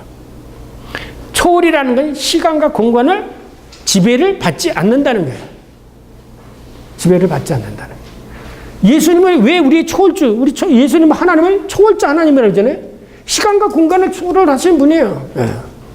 근데 그런 생각은 안 하고 이 초월한 하나님을 자꾸 이 24시간의 시간의 공간 안에다 끄집어 놓고 설명을 하고 이해하려고 하니까 못 알아듣는 거예요. 하나님 저기 계시지만 여기 계세요. 그래서 제가 그랬잖아요. 지난 시간에도 정 이해하기가 어려우면 지금 저하고 제 아들이 지금 저쪽에 미국에 있어요. 예를컨대. 그러면 전화를 통하잖아요. 그럼 여기는 몇 시예요? 밤 12시야. 저기는 낮 12시야. 12시간 차이야. 거리상으로 얼마나 가요? 옛날에는 한 달을 배를 타고 갈 건데. 이 공간이 하나가 되어지는 거예요. 그러면 하늘이 아무리 높이 계시더라도, 그잖아요? 하늘이 높이 계셔도 내가 기도하는 걸 예수 듣고 계세요. 이거를 과학적으로 얘기하면, 우리 여기 과학하시는 분은 우리 허정현 박사님 와 계신데, 과학적으로 얘기하면 내가 소리가 1초에 340m 가면 얼마나 가서 걸려요? 과학적으로 설명이 안 되는 거예요. 근데 왜 기도한 게 지금 이루어져? 여기서 기도한 게 역사가 일어나잖아요. 이런 걸 여러분 어떻게 생각해요? 그러니까 우리들이 지금까지 모든 걸 성경을 이해할 때 우리들이 학교에서 배워왔던 이런 헬라적인 사고와 자연과학적인 이 사고로 성경을 이해한다니까 오히려 피조물이 창조주를 이해하려니까 이해가 안 되는 거예요. 오히려 창조의 원리를 가지고 피조의 세계를 이해해야 되죠. 성경은 초월의 세계를 우리들에게 가르쳐 주려고 하는 것이지 이 피조의 세계를 우리들에게 가르쳐. 그래서 제가 아까 과학책이 아니라는 게 과학을 뛰어넘는 책이지. 근데 평신도들의 질문은 다 무슨 질문이에요? 과학적인 질문이죠. 어떻게 어린 나이가 낳는데 난자와 정자가 해서 아기를 낳는데 어떻게 예수 그리스도가 낳을 수 있겠느냐? 지나가 보세요. 앞으로는요, 사람 만들어내는 공장이 생깁니다. 소위 요즘에 생긴 이 게놈 프로젝트에 의하면 염색체 다 해가지고 소위 제가 쓴 책 가운데 성경의 인간학의 마지막 부분이 뭐냐. 앞으로 인간이 4종류가 생긴다. 복제 인간. 이번에 아이돌 같이 머리 있잖아요. 로봇인 해가지고 머리 이렇게 만드는. 그 다음에 자연인. 그 다음에 알 수 없는 어느 곳에 있을지도 모르는 어떤 유해기인. 이런 것들이 생긴다 이거야. 이게 앞으로 대량 생산화 되어지면 어떻게 되는 줄 아세요? 대량 생산화 되죠. 앞으로 그런 세계가 오거든요. 그러면 제일 약한 게 누굴까요? 자연인이죠. 이번에 이세돌이 졌잖아요. 자연이 약해진 거예요. 그래서 이제 그렇게 되어지면 지금은 가지고 개인 선택 가지고 누구는 갑은 선택받고 을은 선택받지 못한 이런 식으로 생각하는 게 아니라 성경에 나온 대로 만인 선택, 만인 구원, 이게 자연인 이런 얘기가 맞아 들어갈 거예요. 그러니까 바뀌어지는 거예요. 이게 50년, 100년만 되면 나타나요. 그리고 실질적으로 지금 게놈 프로젝트에 의해서 염색체 변형이 일어나잖아요. 얼마든지 해서 인간을 만들어낸다니까요. 그때쯤 되면 하나님이 마리아에게서 그거 오히려 더 설명이 더 깊어지겠죠. 그러니까 그런 질문 오면은 조금만 기다려봐라. 더 자세하게 설명해 줄 수 있을 거다. 그러나 예수님이 승천하신 거는 목격자도 있고 경험한 자도 있고 다 있어요. 그렇기 때문에 이 사람들이 재림할 예수님을 기다리고 있었던 거예요. 자, 승천이 사실이라면 뭐야? 하늘의 세계가 있는 거고, 하늘의 세계가 있다면 지금 하늘나라에서 지금 나를 보고 계시고 내 기도를 듣고 계시고 이 초월의 세계 속에서 이 세상을 능가하는 그 하나님이 네 기도를 듣고 계시다 말이야. 뭐가 염려하냐? 그러니까 거기 속에서 뭐가 일어나? 기적이 일어나지 않나요? 기적이 일어나잖아요. 하나님 지금도 살아계시고 천사들이 우리를 도와주시고 한번 기도해 보이라는 거예요. 제 얘기가 안 믿어지면 여러분이 한번 해보시라 이게요. 하나님이 저에만 하나님이시겠어요? 여러분도 하나님이 될 거 아니에요. 그분의 기도를 들어주신다니까요. 성경은 이렇게 경험한 사람들의 증언의 역사였지 학문적 논리적 설명은 신학자들이 한 거예요. 왜 그런 일이 있을 수 있을까? 어떻게 그런 일이 가능할 수 있을까라고 설명한 거죠. 이거는 신학이에요. 그러나 생생하게 전처되어졌던 것은 살아계신 하나님에 대한 증언. 그래 바르트는 뭐라고 그러냐면 성경은 증언책이지 논증책이 아니라는 거예요. 성경을 여러분 논증한 책으로 물지 마세요. 성경은 논증되는 게 없어요. 증언의 책이에요. 아니 예수님이 승천하신 것을 보고 오셨으니까 천사들이 다시 오겠다고 그러니까 오시겠지. 이렇게 생각한 거예요. 그래서 초대교회가 예수의 재림을 기다리고 있었던 거예요. 지금 요한복음 하면서 헬라직 사고하고 히브리 사고 이렇게 말씀해 제가 기가 잘 사고와 히브리 사고 이렇게 좀 말씀해 주시니까요. 요한복음 1장 1절에 예수의 말씀이 계시니라 말씀 로고스 개념으로 이제 해석해서 헬라직 사고에서 로고스 개념이 히브리 사고의 지혜 문학의 지혜로 연관해가지고 발전했던 그런 이야기. 그 신학자들이 얘기를 했죠. 네, 그런 개념들 자체가 혼동이 되고 로고스라는 개념이 세상에서 세상을 연결해주는 말씀이면서 성육신 하시는 그런 신화적인 사고 방식을 유대인들의 신앙으로 받아들여서 그 하나님을 예수님을 설명해주는 도구로 그렇게 이제 배우셨죠. 그래서 그런 게 지금 어떻게 다시 정리해야 되는가. 자, 구약에서 아브라함이 하나님을 어떻게 만났어요? 그리고 모세가 하나님을 어떻게 만났어요? 찾아오시는 불렀잖아요. 아브라함아, 아브라함아. 모세야, 모세가 불렀어요. 이게 뭐예요? 이게 말씀이에요. 그러니까 우리가 생각하는 이 말씀이 이 헬라적인 면에서는 컨셉 개념이 있고 그러지만 히브리적인 성서에서의 말씀은 하나님의 임재예요. 그래서 여러분 사무엘도 부르죠. 사무엘에서 들은 거예요. 그러니까 이것은 뭐야? 체험이죠. 너가 선 것은 거룩한 것이니. 내 마음에 이 마음이 들려온 거예요. 그 말씀이. 저도 그런 걸 못 넣는 게 제가 84년 7월 21일 날 교통사고를 당했어요. 그래가지고 몸이 마비가 됐습니다. 몸이 마비됐는데 8월 8일 날 외국 유학 가려고 비행기표 사놨어요. 7월 20일 날 온몸이 많이 그러니까 어떻게 이렇게 머리가 떠오르는 게 뭐냐면 내가 유학을 가는데 여기서 이제 마비가 되니까 그래서 하나님께 기도했어요. 하나님 살고 싶습니다. 나를 낫게 해주십시오. 나를 낫게 해주면 내가 어디를 가든지 당신이 나를 낫게 해준다라고 전도하겠습니다. 그랬어요. 그랬더니 그때 저한테 소위 인스피레이션 이런 거예요. 누가 너를 보고 교통사고를 당했느냐고 말할 정도로 너를 깨끗게 놔주마. 이건 내가 생각해낸 게 아니에요. 근데 그 순간에 저에게 이 말씀이 저에게 이렇게 문장 그대로 제가 지금 한 얘기 하나도 안 틀리고 그대로 누가 너를 보고 교통사고를 당했느냐고 말할 정도로 내가 너를 깨끗게 놔주마. 그게 뭐냐면 많은 사람들이 아브라함도 그렇고 모세도 그렇고 많은 예언자들이 하나님의 음성을 들었어요. 음성을. 아브라함아. 요나도 그렇고 또 여러분이 아는 엘리야죠. 엘리야가 가서 광풍 가운데도 없고 세미한 음성이 들려왔다고 그랬죠. 예. 그래서 살아계신 하나님의 어떤 현존, 실제를 히브리적인 면에서는 말씀으로 얘기해요. 그런데 이 헬라적인 면에서의 말씀은 뭐라고 하냐면 개념이에요. 컨셉이 있어요. 사랑이라는 개념이 뭐냐? 양심이라는 개념이 뭐냐? 우리는 성경에서 이 말씀으로 직접 하나님을 만난 것이지. 그래서 그 말씀이 육신이 되었다고 표현을 한 거예요. 그것이 헬라 문화 속에서는 로고스 철학 개념이 있어요. 아리스토텔레스의 로고스처럼. 모든 그건 프린집의 원리예요. 이 원리가 무슨 인간이 되어진 게 아니라 구약에서 인간들을 만날 때 그 말씀하시던 그 말씀, 눈에 보이지 않던 말씀, 그리고 실질적으로 말씀을 쓰셨던 말씀, 거기서 썼잖아요. 그 십계명을 써주시고 그 말씀이 육신이 되어졌다는 거예요. 자, 보세요. 제가 보이지 않는 가운데서 자, 이 집사님 하고 불렀어요. 안 보이죠? 그러나 그 사람의 실존을 뭘로 경험해요?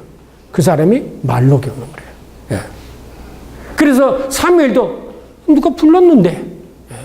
전 그래서 제 이 경험을 통해서 경험할 때, 아, 하나님의 말씀이 이렇게 임하는구나. 그래서 예언자들이 네가 가서 말할 때 검증하지 말라. 너에게 줄 말씀 하나님께서 성령으로 주시는 거예요. 여러분 그거 안 경험했어요? 실제로 경험하시지 않습니까? 어느 때 예배에 설교 준비 제대로 안 됐는데 정말 안 돼가지고 고민하면서 기도를 했는데 하나님의 말씀을 촥촥촥촥 기억나게 해주셔가지고 설교한 적 경험 있잖아요. 그거 여러분이 그 자리에서 생각해낸 거예요? 아니에요. 평소에 읽었던 말씀을 여러분들에게 그때 성령께서 생각나게 해서 성경에 뭐예요? 너희가 내가 말한 것을 생각나고 기억나게 해주리라. 그 성령의 역사를 통해서 내가 그것을 말하게 되어지는 거예요. 저는 그걸 자주 느껴요. 제가 원고를 어느 때는 그래서 오늘은 원고도 안 봤지만 원고를 어느 때는 넣었지만 어느 때는 성경 말씀이 칙칙칙칙 돼가지고 예상하지 않았던 질문에 대해서 제가 답변할 때 제가 평소에 공부하지 않았던 것도 하나님이 들려주시는 경우가 있어요. 이거는 저만이 아닙니다. 여러분이 하나님에게 성령에 여러분이 도구가 되어져서 내어 맡기게 되어지면 하나님이 여러분을 도구로 삼아서 한번 해보세요. 이게 뭐냐? 성경에는 살아계신 하나님을 증언하지 죽은 하나님이 아니에요. 지금도 살아계신 하나님. 신학자들은 자꾸 이것을 문자화 만들죠. 그래서 사도 바울은 문자는 죽이는 거라고 자꾸 문자화하고 개념화하고 하지만 이 성경에 있는 하나님은 살아계신 하나님이에요.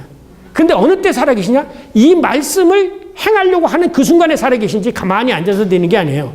요단강도 내디뎌야 문이 열리지 내리쳐야 물이 갈라지는 거지 가만히 앉았다고 이렇게 되는 게 아니에요?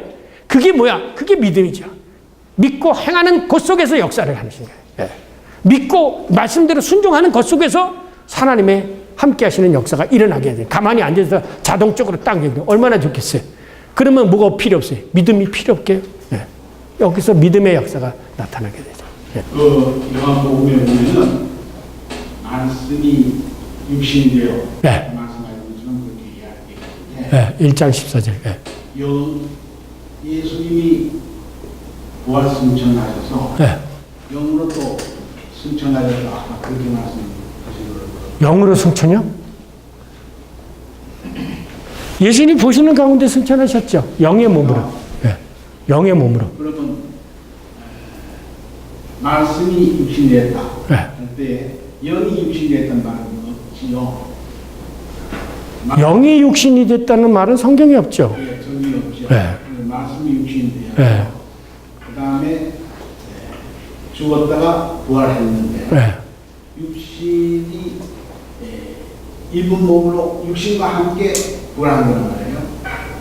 육신이 부활한 게 몸의 부활이죠. 그러니까 전에 혹시 그 문제는요. 어제도 지난번에 말씀면 맨 마지막 시간에 가려서 강의할 거예요. 부활체의 몸에 대해서 얘기하겠는데 그건 이제 황돈영 교수가 이제 그걸 미리 보시려면 저희 캐리그마에 오시면 홈페이지에 오시면 우조 강좌가 있습니다. 우조 강좌에 그 죽음 이후의 몸, 부활체 그거를 동영상을 보시면 거기에 아주 자세하게 설명을 해놨습니다. 몸과 그 육, 요거의 관계. 근데 예수 그리스도의 부활체는 영의 몸이지 육의 부활이 아니에요. 우리는 이 부활을 이해하지 못하는 게 지난 시간에도 말씀드렸지만 부활의 개념, 환생이 아니에요. 환생이 아니고 그 다음에 몸의 부활이지 육의 부활이 아니에요. 사르스의 부활이 아니에요. 몸의, 소마의 뭐예요. 예. 그러니까 우리가 죽어도 지금 아무런 상관이 없는 게 이 몸으로 되어지는 게 아니에요. 이 육체 가지고 부활하는 게 아니에요. 예. 그러니까 그 몸의 부활에 대한 이제는 그 동영상을 좀 참조하시면 더 자세하게 제가. 무덤에는 육신이 묻혔잖아요. 네, 육신이 묻혔죠. 그런데 그 부활하고 난 뒤에는 무덤에 육신이 없었죠. 없었죠. 네. 그러면 육신이 변화해서 소마가 된다. 그러니까 육신이 변해서 소마가 된 게 아니라 소마에는 육체성을 함께 가지고 있어요. 육체성. 근데 육신은 뭐가 되면 시공간의 제한을 받죠. 근데 소마는 시공간, 영의 몸은 시공간의 제한을 받지 않아요. 예? 장소 구애. 그렇죠. 장소에도 구애받지 않고요. 예. 그러니까 질문 잘 하셨는데요. 교인들이 대부분 이 부활의 문제를 이 육의 부활로 생각하기 때문에 어떻게 이 문이 닫혔는데 갔느냐 이런 얘기를 한 거예요. 부활은 우리가 기분이 우리 몸이 다시 사는 것과 그렇지 육이 다시 사는 것과라고 고백하지 않지 않습니까? 사도신경에 보세요. 몸이 다시 사는 것이라고 얘기하지 영의 몸이 사는 육의 몸이 다시 사는 거라고 고백하지 않아요. 그렇다면 분명히 몸이라는 거하고 육이라는 거하고는 다른 개념이다 라는 거죠. 그러면 이 몸의 개념이 뭐냐라고 하는 것은 성경에 그래서 이제 고린도전서에도 사도 바울이 있잖아요. 몸이 어떻게 사느냐 그러니까 뭐 몸의 형상도 있고 뭐 새의 형상도 있고 막 자꾸 육에 대한 얘기를 하니까 사도 바울이 그게 아니라 썩지 아니할 것이 썩을 것이 썩지 않을 것을 덧입고 육의 몸이 변화 신령한 몸이 되어지고 신령한 영에 의해서 다시 덧입혀져 새 창조의 얘기를 하는 것이지 부활을 육이 다시 사는 걸로 얘기하지는 않습니다. 그러니까 그거 자세한 거는 그 우저 강좌 캐리그마 우저 강좌에 그 부활체 죽음 이후의 몸 그걸 좀 보시면 그 아실 수 있겠어요. 그건 아주 굉장히 저기하기 때문에 설명을 제가 여기서 드리기에는 좀 시간이 많이. 말씀이 소마가 됐다는 얘기죠. 아니죠. 말씀이 육신이 됐죠. 분명히 성경에는 로고스 사르스라고 얘기해요. 육신이 됐다고 해요. 근데 육이라는 게 뭐냐? 육신이 되었다는 게 이제 우리가 생각하는 물질이냐? 네, 물질이냐? 아니면 물질을 지배하는 것이냐라는 그 개념이죠. 전자가 아니라 후자였겠죠. 네. 이 육이 지배를 받게 돼야지. 네. 그 승천하실 때는 네. 말씀의 소마 네. 파선에서 승천하신 건데. 그렇죠. 소마로 승천하신 거죠. 네. 소마. 네, 소마로 승천. 말씀도 들어가 있는 거죠. 그렇죠. 네. 네. 말씀 안에 소마가 들어가 있는 겁니까? 소마 안에 말씀. 그러니까 이거는 이제 소마의 말씀이 들어갔다고 볼 수 있겠죠. 네. 소마에. 네. 왜냐면 예를 들면 선생님 목사님에게서 저한테 정신이나 이렇게 빠져나가면 뭐예요? 옛날에도 사람이 이 육신에서 호흡이 끝이면 뭐가 돼요? 이건 하나의 물질이죠. 그러나 살아있다고 할 때 생명체라고 얘기할 때는 우리가 이기는 거푸집과 같은 육체도 있고 이것을 움직이는 하나의 정신도 있잖아요. 이게 영이죠. 그래서 이 영에 의해서 지배를 받는 게 영의 몸. 영의 몸. 그게 부활체거든요. 그래서 거기 안에는 우리들이 가지고 있는 이 사르스, 육체성, 그걸 육체성이라 육체는 아니에요. 육체성도 가지고 있다는 거죠. 네. 나중에 그 문제를 어디 가서 중요하지만 여러분 성만찬에 가잖아요. 성만찬 얘기할 때 그냥 학자들은 이게 무슨 떡이냐 그러는데 왜 예수님이 이걸 먹으면서 요한복음에는 너희가 이거 안 먹으면 영생이 없다까지 얘기를 하셨을까요? 그거는 성만찬에 담겨진 의미를 아까 다시 말씀 몸. 그래서 예수님이 뭐냐면 내가 하늘에서 내려온 몸이다 그랬잖아요. 네. 그거하고 같이 연결시켜서 해석을 하셔야 돼요. 네. 그건 조금 뒷매문에 가서 보시면 돼요. 그러면 육화되기 이전에, 네. 인카네이션 이전에 네. 이미 거기에도 소마가 있었다는 말씀인가요? 그게 이제 신학적으로 해결이 되죠. 그 좋은 질문인데 예를 들면 이렇게 생각해요. 예수님이 우리가 하나님의 형상으로 창조할 때 그래서 제가 그것도 썼는데 세계에서 지금까지 하나님의 형상이 뭔지 신학자의 통일된 의론이 없습니다. 예를 들면 우리의 형상을 따라 우리를 닮게 만든다고 그러는데 이미 제가 이건 개인적인 생각입니다. 저는 소마가 있었다고 보죠. 그게 하나님의 형상이죠. 예. 근데 지금까지 생각하는 이 하나님의 형상을 얼굴에 이럴 것만 생각하고 있지. 또 신학자들은 뭐 자연을 지배할 수 있는 능력, 이거를 하나님의 형상, 캐톨릭 신학자들은 하나님이 인식할 수 있는 인지 능력, 이걸 하나님의 형상이래요. 그런데 오늘날까지 신학자들 생각 속에서 하나님의 형상에 대한 정설은 없다. 그러니까 지금 목사님이 말씀하신 것이 더 옳을 수도 있어요. 예. 이미 창세 전에 인간의 뭐가 있었대요. 그래서 예수 그리스도 안에 인간의 선제를 얘기할 수가 있죠. 예. 만약에 그래서 전에도 말씀드렸지만 이 말씀이 육신이 되어졌다는 걸 가지고 옛날에 여기 헌싱어라고 왔었죠. 혹시 오겠습니까? 헌싱어가 왔을 때 소위 히포스타시스라는 개념이 있어요. 힐라어에. 히포스타시스는 보이지 않는 어떤 존재가 보이는 어떤 물질을 입는 것을 가르쳐서 히포스타시스라고 얘기해요. 그러니까 말씀으로만 있다가 비로소 예수 마리아를 통해서 육신이 된 거냐? 아니면 이미 예수 선제 전에 있었던 그분이 마리아를 통해서 났다. 그냥 사락스를 입고만 나온 거냐? 그래서 이미 인간의 그것들은 인간의 형상이라든가 이거는 이미 창세 전에 있었고 여기는 하나의 육신만 있는 거냐라고 하는 그런 논쟁이 있었어요. 그게 그 그리스 철학에서 그 동방교회 쪽에서 그래서 이 서방교회에서는 프로소폰이라는 가면이라는 말로 위를 쓰지만 서방 동방교회에서는 히포스타시스라는 말을 써요. 위격이라는 말을 써요. 예. 그거는 아직도 신학적으로 해결이 되지 않은 분입니다. 저도 답변을 드릴 수가 없고요. 다만 이런 설이 있다 저런 설이 있다라고 막면은 설명드릴 수가 없습니다. 선생님이 직접 목사님이 연구하시죠. 예. 예. 왜냐하면 신학적으로 굉장히 주정해. 저런 거를 쓰시는 분이 박사학위 논문이에요. 왜냐하면 사실 지금까지 신학적으로 논쟁이 되어졌는데 확실한 답변이 없는 거예요. 이런 거를 써서 이제 인정을 받게 되어지면 이게 박사학위를 받는 겁니다. 박사학위 논문 쓰세요. 예. 그 박사학위 논문 주제감입니다. 예. 저는 지금 현재로서는 제 실력으로는 답변을 못하겠습니다. 예. 요한복음 1장에 나와 있는 예? 요한복음 1장에서 말하는 그 말씀이라는 것이 예.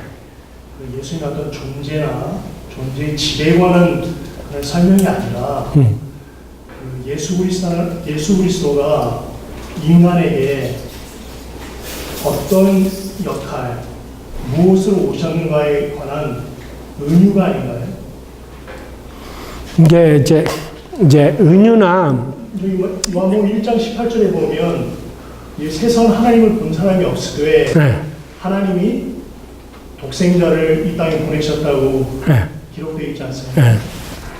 그 말씀에서는 거의 말씀의 의미가 하나님께서 자기의 존재, 자기의 뜻을 예수 그리스도라는 존재를 통해서 말씀하고 계신다는 의미로 이렇게 선포하고 있는 것이거든요. 그리고 히브리서 1장 1절도 보면 선지자들에게 여러 부분과 여러 모양으로 말씀하셨으나 마지막에는 아들을 통하여 네. 말씀하셨다는 구절이 있지 않습니까? 네.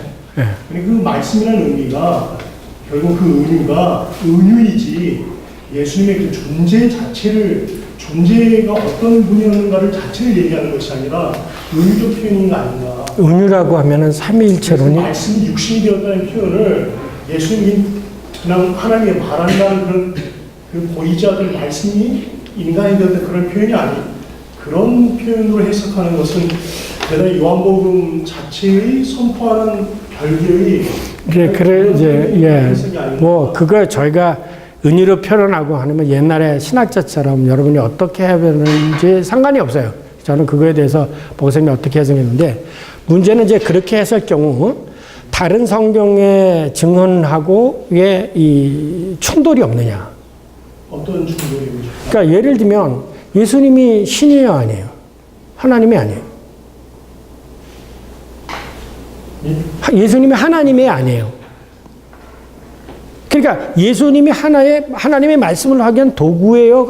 예수님 자신이 하나님이에요? 예수님 자신이 하나님이시죠. 그렇죠. 그렇다면은 말씀이 육신이 되었다고 해야 되는 거고, 만약에 지금 목사님처럼 해석하려면 하나님은 제 말씀은 뭐냐면 네. 말씀이 육신이 되었다는 그 표현은 그 그 표현을 목사님이 설명 보면은 느껴지는 게 요한복음 1장에서 얘기하는 말씀은 그 요한복음 다른 양의 문이요 떡이요라는 다른 은유처럼 예수 그리스도라는 존재가 인간에게 어떤 존재로 오셨는가를 요한복음이 설명하는 은유적 표현이거든요. 근데 은유적이라고 얘기하면 어떤 관념적인 설명처럼 이해하는 것은 잘못된 거죠. 관념론적인 해석이 아닌가. 아니죠. 예수님은 분명하게 나는 아버지께서 왔다 그랬어요. 아까 요한복음 그렇죠. 읽어보세요. 그러니까 나는 아버지께서 분명히 왔다거든요. 그리고 더 한번 아버지하고 나하고 지금 함께 있다 얘기예요. 네. 그것 때문에 예수님이 비난을 받았거든요. 그렇게 얘기 안 했으면 유대인들에게 비난 안 받아요. 이제 야, 내가 너를 아는데 네가 무슨 하나님과 함께하고 네가 하나님께서 왔느냐? 근데 기독교는 바로 예수님이 하나님이라는 걸 믿는 게 기독교예요. 그래서 유대교가 갈라졌잖아요. 아니 그 사실은 너무 명명백백한 네. 기독교인이 이제 받아낸 진리인데 네.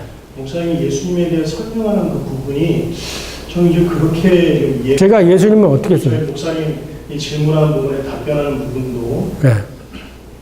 목사님 그 요한복음의 그 말씀이라는 그 부분을 관념론적으로 해석하고 아니요, 저 전혀 관념론적으로 오히려 리얼리스틱하게 생각해요.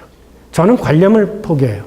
왜냐면 관념이라고 할 때는 이것이 얼마만큼 수없이 거기다 소위 독일말로 징계, 의미 부여, 은유, 메타포가 이게 들어가요. 그렇게 되면 수없는 얘기를 만들어내거든요. 옛날에 그래서 필로라든가 이런 성경 말씀을 할 때 문자적 해석, 영적 의미, 상징적 의미 이래가지고 수없이 만들어냈어요. 이거는 오히려 위험스러운 거예요.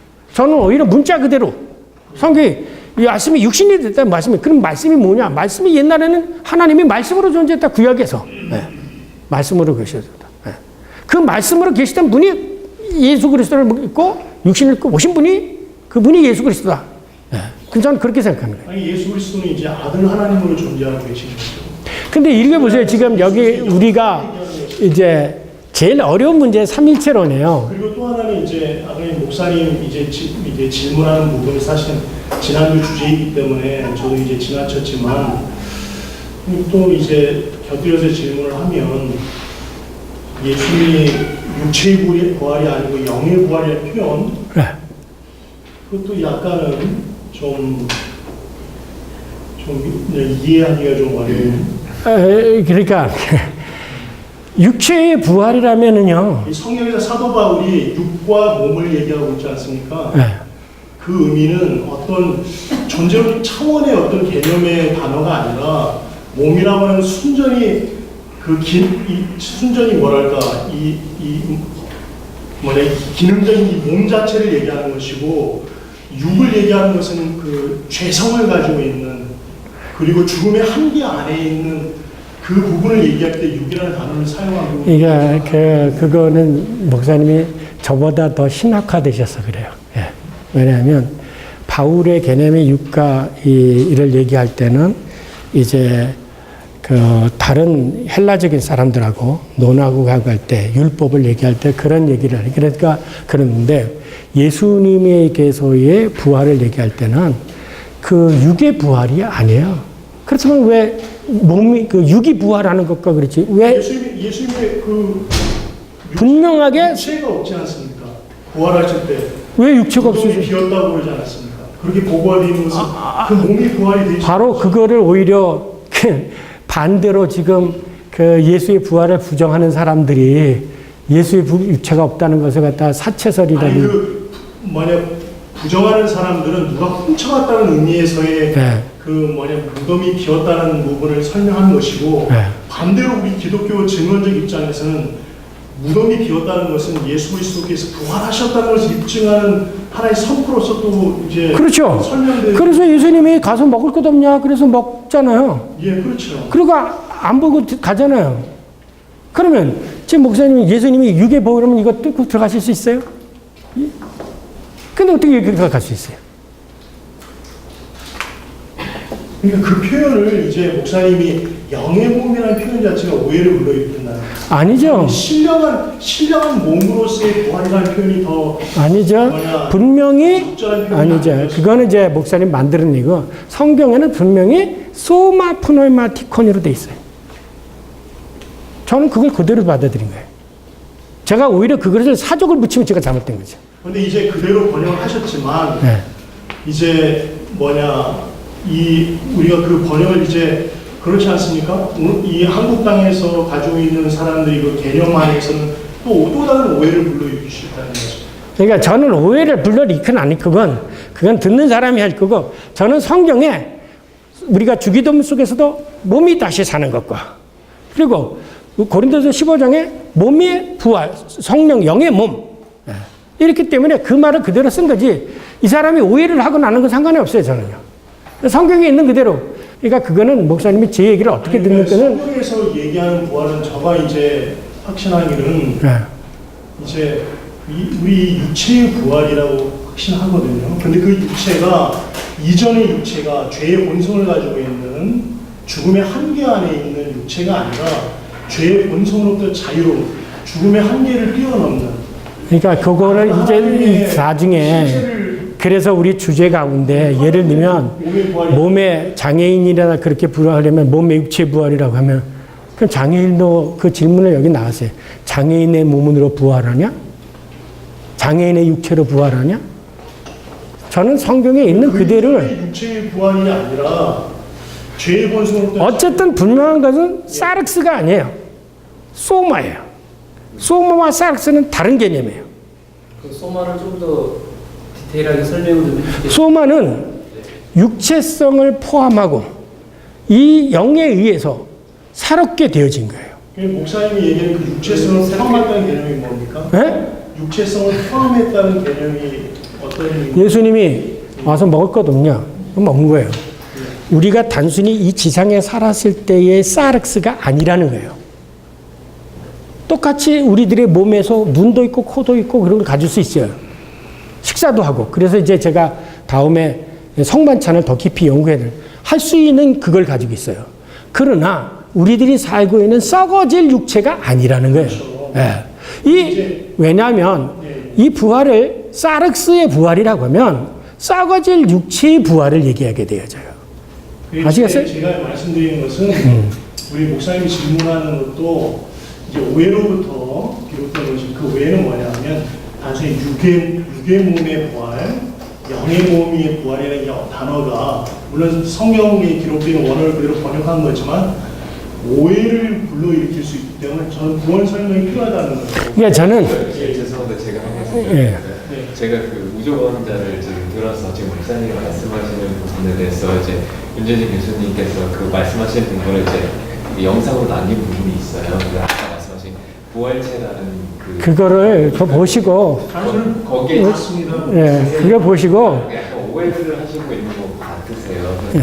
아니 제가 오해를 한 게 아니라 성경에서 몸의 부활을 얘기하고 지난주 이제 공부할 때도 어떤 목사님이 그와 동일한 질문을 하셨고 또 이제 오늘 목사님 또 질문을 하셨는데, 제가 그 단어에는 그 단어 자체가 구원 설명이 필요하다는 걸 제가 말씀드리고 싶습니다. 그 제가 말씀드린 거는, 예수님의 몸은 우리가 그러니까 한 가지 이거는 하세요. 시간이 다 하겠는데 다음에 이제 질문하시고요. 그 성경에 있는 단어들이 이해가 안 된다고 해서 이것을 억지로 이해해 보려고 은유적으로나 다른 것을 하게 되어지면 그거는 더 위험하다는 거예요. 차라리 모르면 그냥 덮어두자. 이거예요. 그러니까 저는 성경에 있는 단어에는 분명히 사르스하고 수많은 것은 틀리고, 그리고 사도 바울은 분명히 몸의 부활을 얘기했단 말이죠. 그럼 몸이 도대체 뭐냐라고 하는 것을 설명하는 데 있어서는 조금 생각이 다르지만 어쨌든 개념상으로는, 언어상으로는 몸의 부활이 성경이 증언하는 거다. 그리고 성경이 말씀이 육신이 되었다고 하면 그것이 말씀이 육신이 된 것으로 그대로 이거지, 이것을 또 이해가 안 된다고 해서, 예를 들면 동정녀 탕생이 이해가 안 된다고 해서 무슨 다른 방법으로 설명을 한다고 한다든지, 이것 때문에 다시금 사실은 많은 해석들이 나오는 거죠. 그것이 바로 신학이에요. 여러 가지 해석이 나올 수 있다는 거예요. 그것을까지 인정을 해요. 그러나 그것이 성경이 얘기하는 거하고 똑같은 거냐? 그거는 아니에요. 예를 들면 이겁니다. 지금 마태 신약 성서 신약에도 마가 우선서를 얘기해요. 마가가 가장 먼저 됐다. 이것도 많은 사람들이 지지하고 그럴싸해요. 그러나 이게 가설이에요. 가장 믿을 만한 가설이지 이게 정설은 아니라는 거예요. 그러니까 저는 얘기를 여러분이 어떻게 이해를 하시고는 그러니까 신학이 발전이 되고 토론이 필요한 거죠. 하시는데 문제는 성서에 있는 텍스트 자체를 뒤바꿔 놓으려고는 하지 말라 이거야. 그러니까 예를 들면 분명히 성경에 소마 프노이마티콘이라는 영의 몸이라는 것이 있는데 이 영의 몸을 사락스의 몸으로 뒤바꿔 놓는다든지 그렇게는 하지 마. 제가 그래요. 저는 분명하게 이거는 영의 몸이고 이거는 우리들이 얘기할 때 이게 고깃덩어리의 부활이 아니라라는 건데 영의 몸이라는 게 또 구체적으로 뭐다? 도마가 만지지 않았습니까? 네. 뭐 육체예요. 지금 누가복음 기록되어 있는 삼손은 그것을 네, 먹었잖아요. 네. 40일 동안 함께 그게 사락스가 아니라는 거예요. 그게 사락스가 아니라는 거예요. 그게 몸이지. 그렇죠. 예. 예. 그러니까 아까 얘기했잖아요. 몸에 뭐가 육체성이 포함된다고 그랬잖아요. 그래서 썩어질 것이 썩지 아니할 것을 덧입는 것, 그래서 이것을 썩어질 사락스하고 구별해서 몸이라고 표현을 한 건데, 그래서 몸인데 이것을 사락스의 부활이다. 거기에는 이제 아니 그런 얘기가 아니라 부활하신 예수님의 실체가 몸을 입고 계시다는 거예요. 그렇죠. 몸이요. 네, 몸을 입고 계시잖아요. 근데 이제 목사님의 그 표현 자체가 좀 부원 설명이 필요하다는 거예요. 그래서 제가 이거 짧은 시간에 설명할 수 없으니까 제가 그 동영상을 보라고 추천드린 거는 동영상을 한번 같이 가서 보세요. 거기 인간의 정신과 혼과 넉과 우리들이 가지고 있는 개념 자체가 이 몸이라는 것 분명히 제가 몸은 이걸 다 포함하는 거예요. 대신 그걸 구분해서 썩어질 것이냐 썩지 아니할 것이냐. 예수님도 몸을 가지셨긴 해요. 얼굴을 만나고 다 하셨고 식사도 다 하셨잖아요. 예? 그리고 육체성을 가졌기 때문에 가서 만져보라고 다 하셨잖아요. 근데 그것이 살아기 전에 십자가 못 박히 부활 이전의 몸은 그 사락스는 아니라는 거예요. 그것이 분명히 구분되어야 됐다는 거죠. 예. 그거를 똑같은 거니까 모양이 가니까 이걸 사락스라고 얘기하게 되어지면 개념 자체가 완전히 혼돈이 되니까 이거는 분명히 소마고 이거는 분명히 사락스다라고 제가 말씀을 드린 거예요. 그 결정되는 단어가 사르스에서 소마라고 표현했기 때문에 그렇게 말씀하시는 건가요? 성경에는 몸의 부활을 얘기하지 사락스의 부활을 얘기하지 않아요. 아니 그러니까 이제 단어가 이 사르스의 소마로. 네. 예, 그래서 결정적인 단서가 된다는 말씀이시죠. 그렇죠. 이 소마 속에는 우리가 가지고 있는 육체성, 그러니까 썩어질 그 물질, 마테리아, 이것을 포함한 인간성이니까 이걸 다 포함하고 있는 것이기 때문에 사도 바울도 썩어질 것이 썩지 아니할 것을 덧입고 썩어라는 새로운 문제, 그러니까 새로운 창조의 의미로 그렇게 말씀을 했는데 이거를 그대로 소위 변형, 요 물질이 변형돼서 이렇게 되었다고 하는 건 그거는 잘못된 거죠. 그러니까 그 점에 델리케이트한 의미가 있기 때문에 그 점을 제가 한두 마디로 지금은 설명할 수 없으니까 자세하게 설명한 그거를 보시라는 거예요.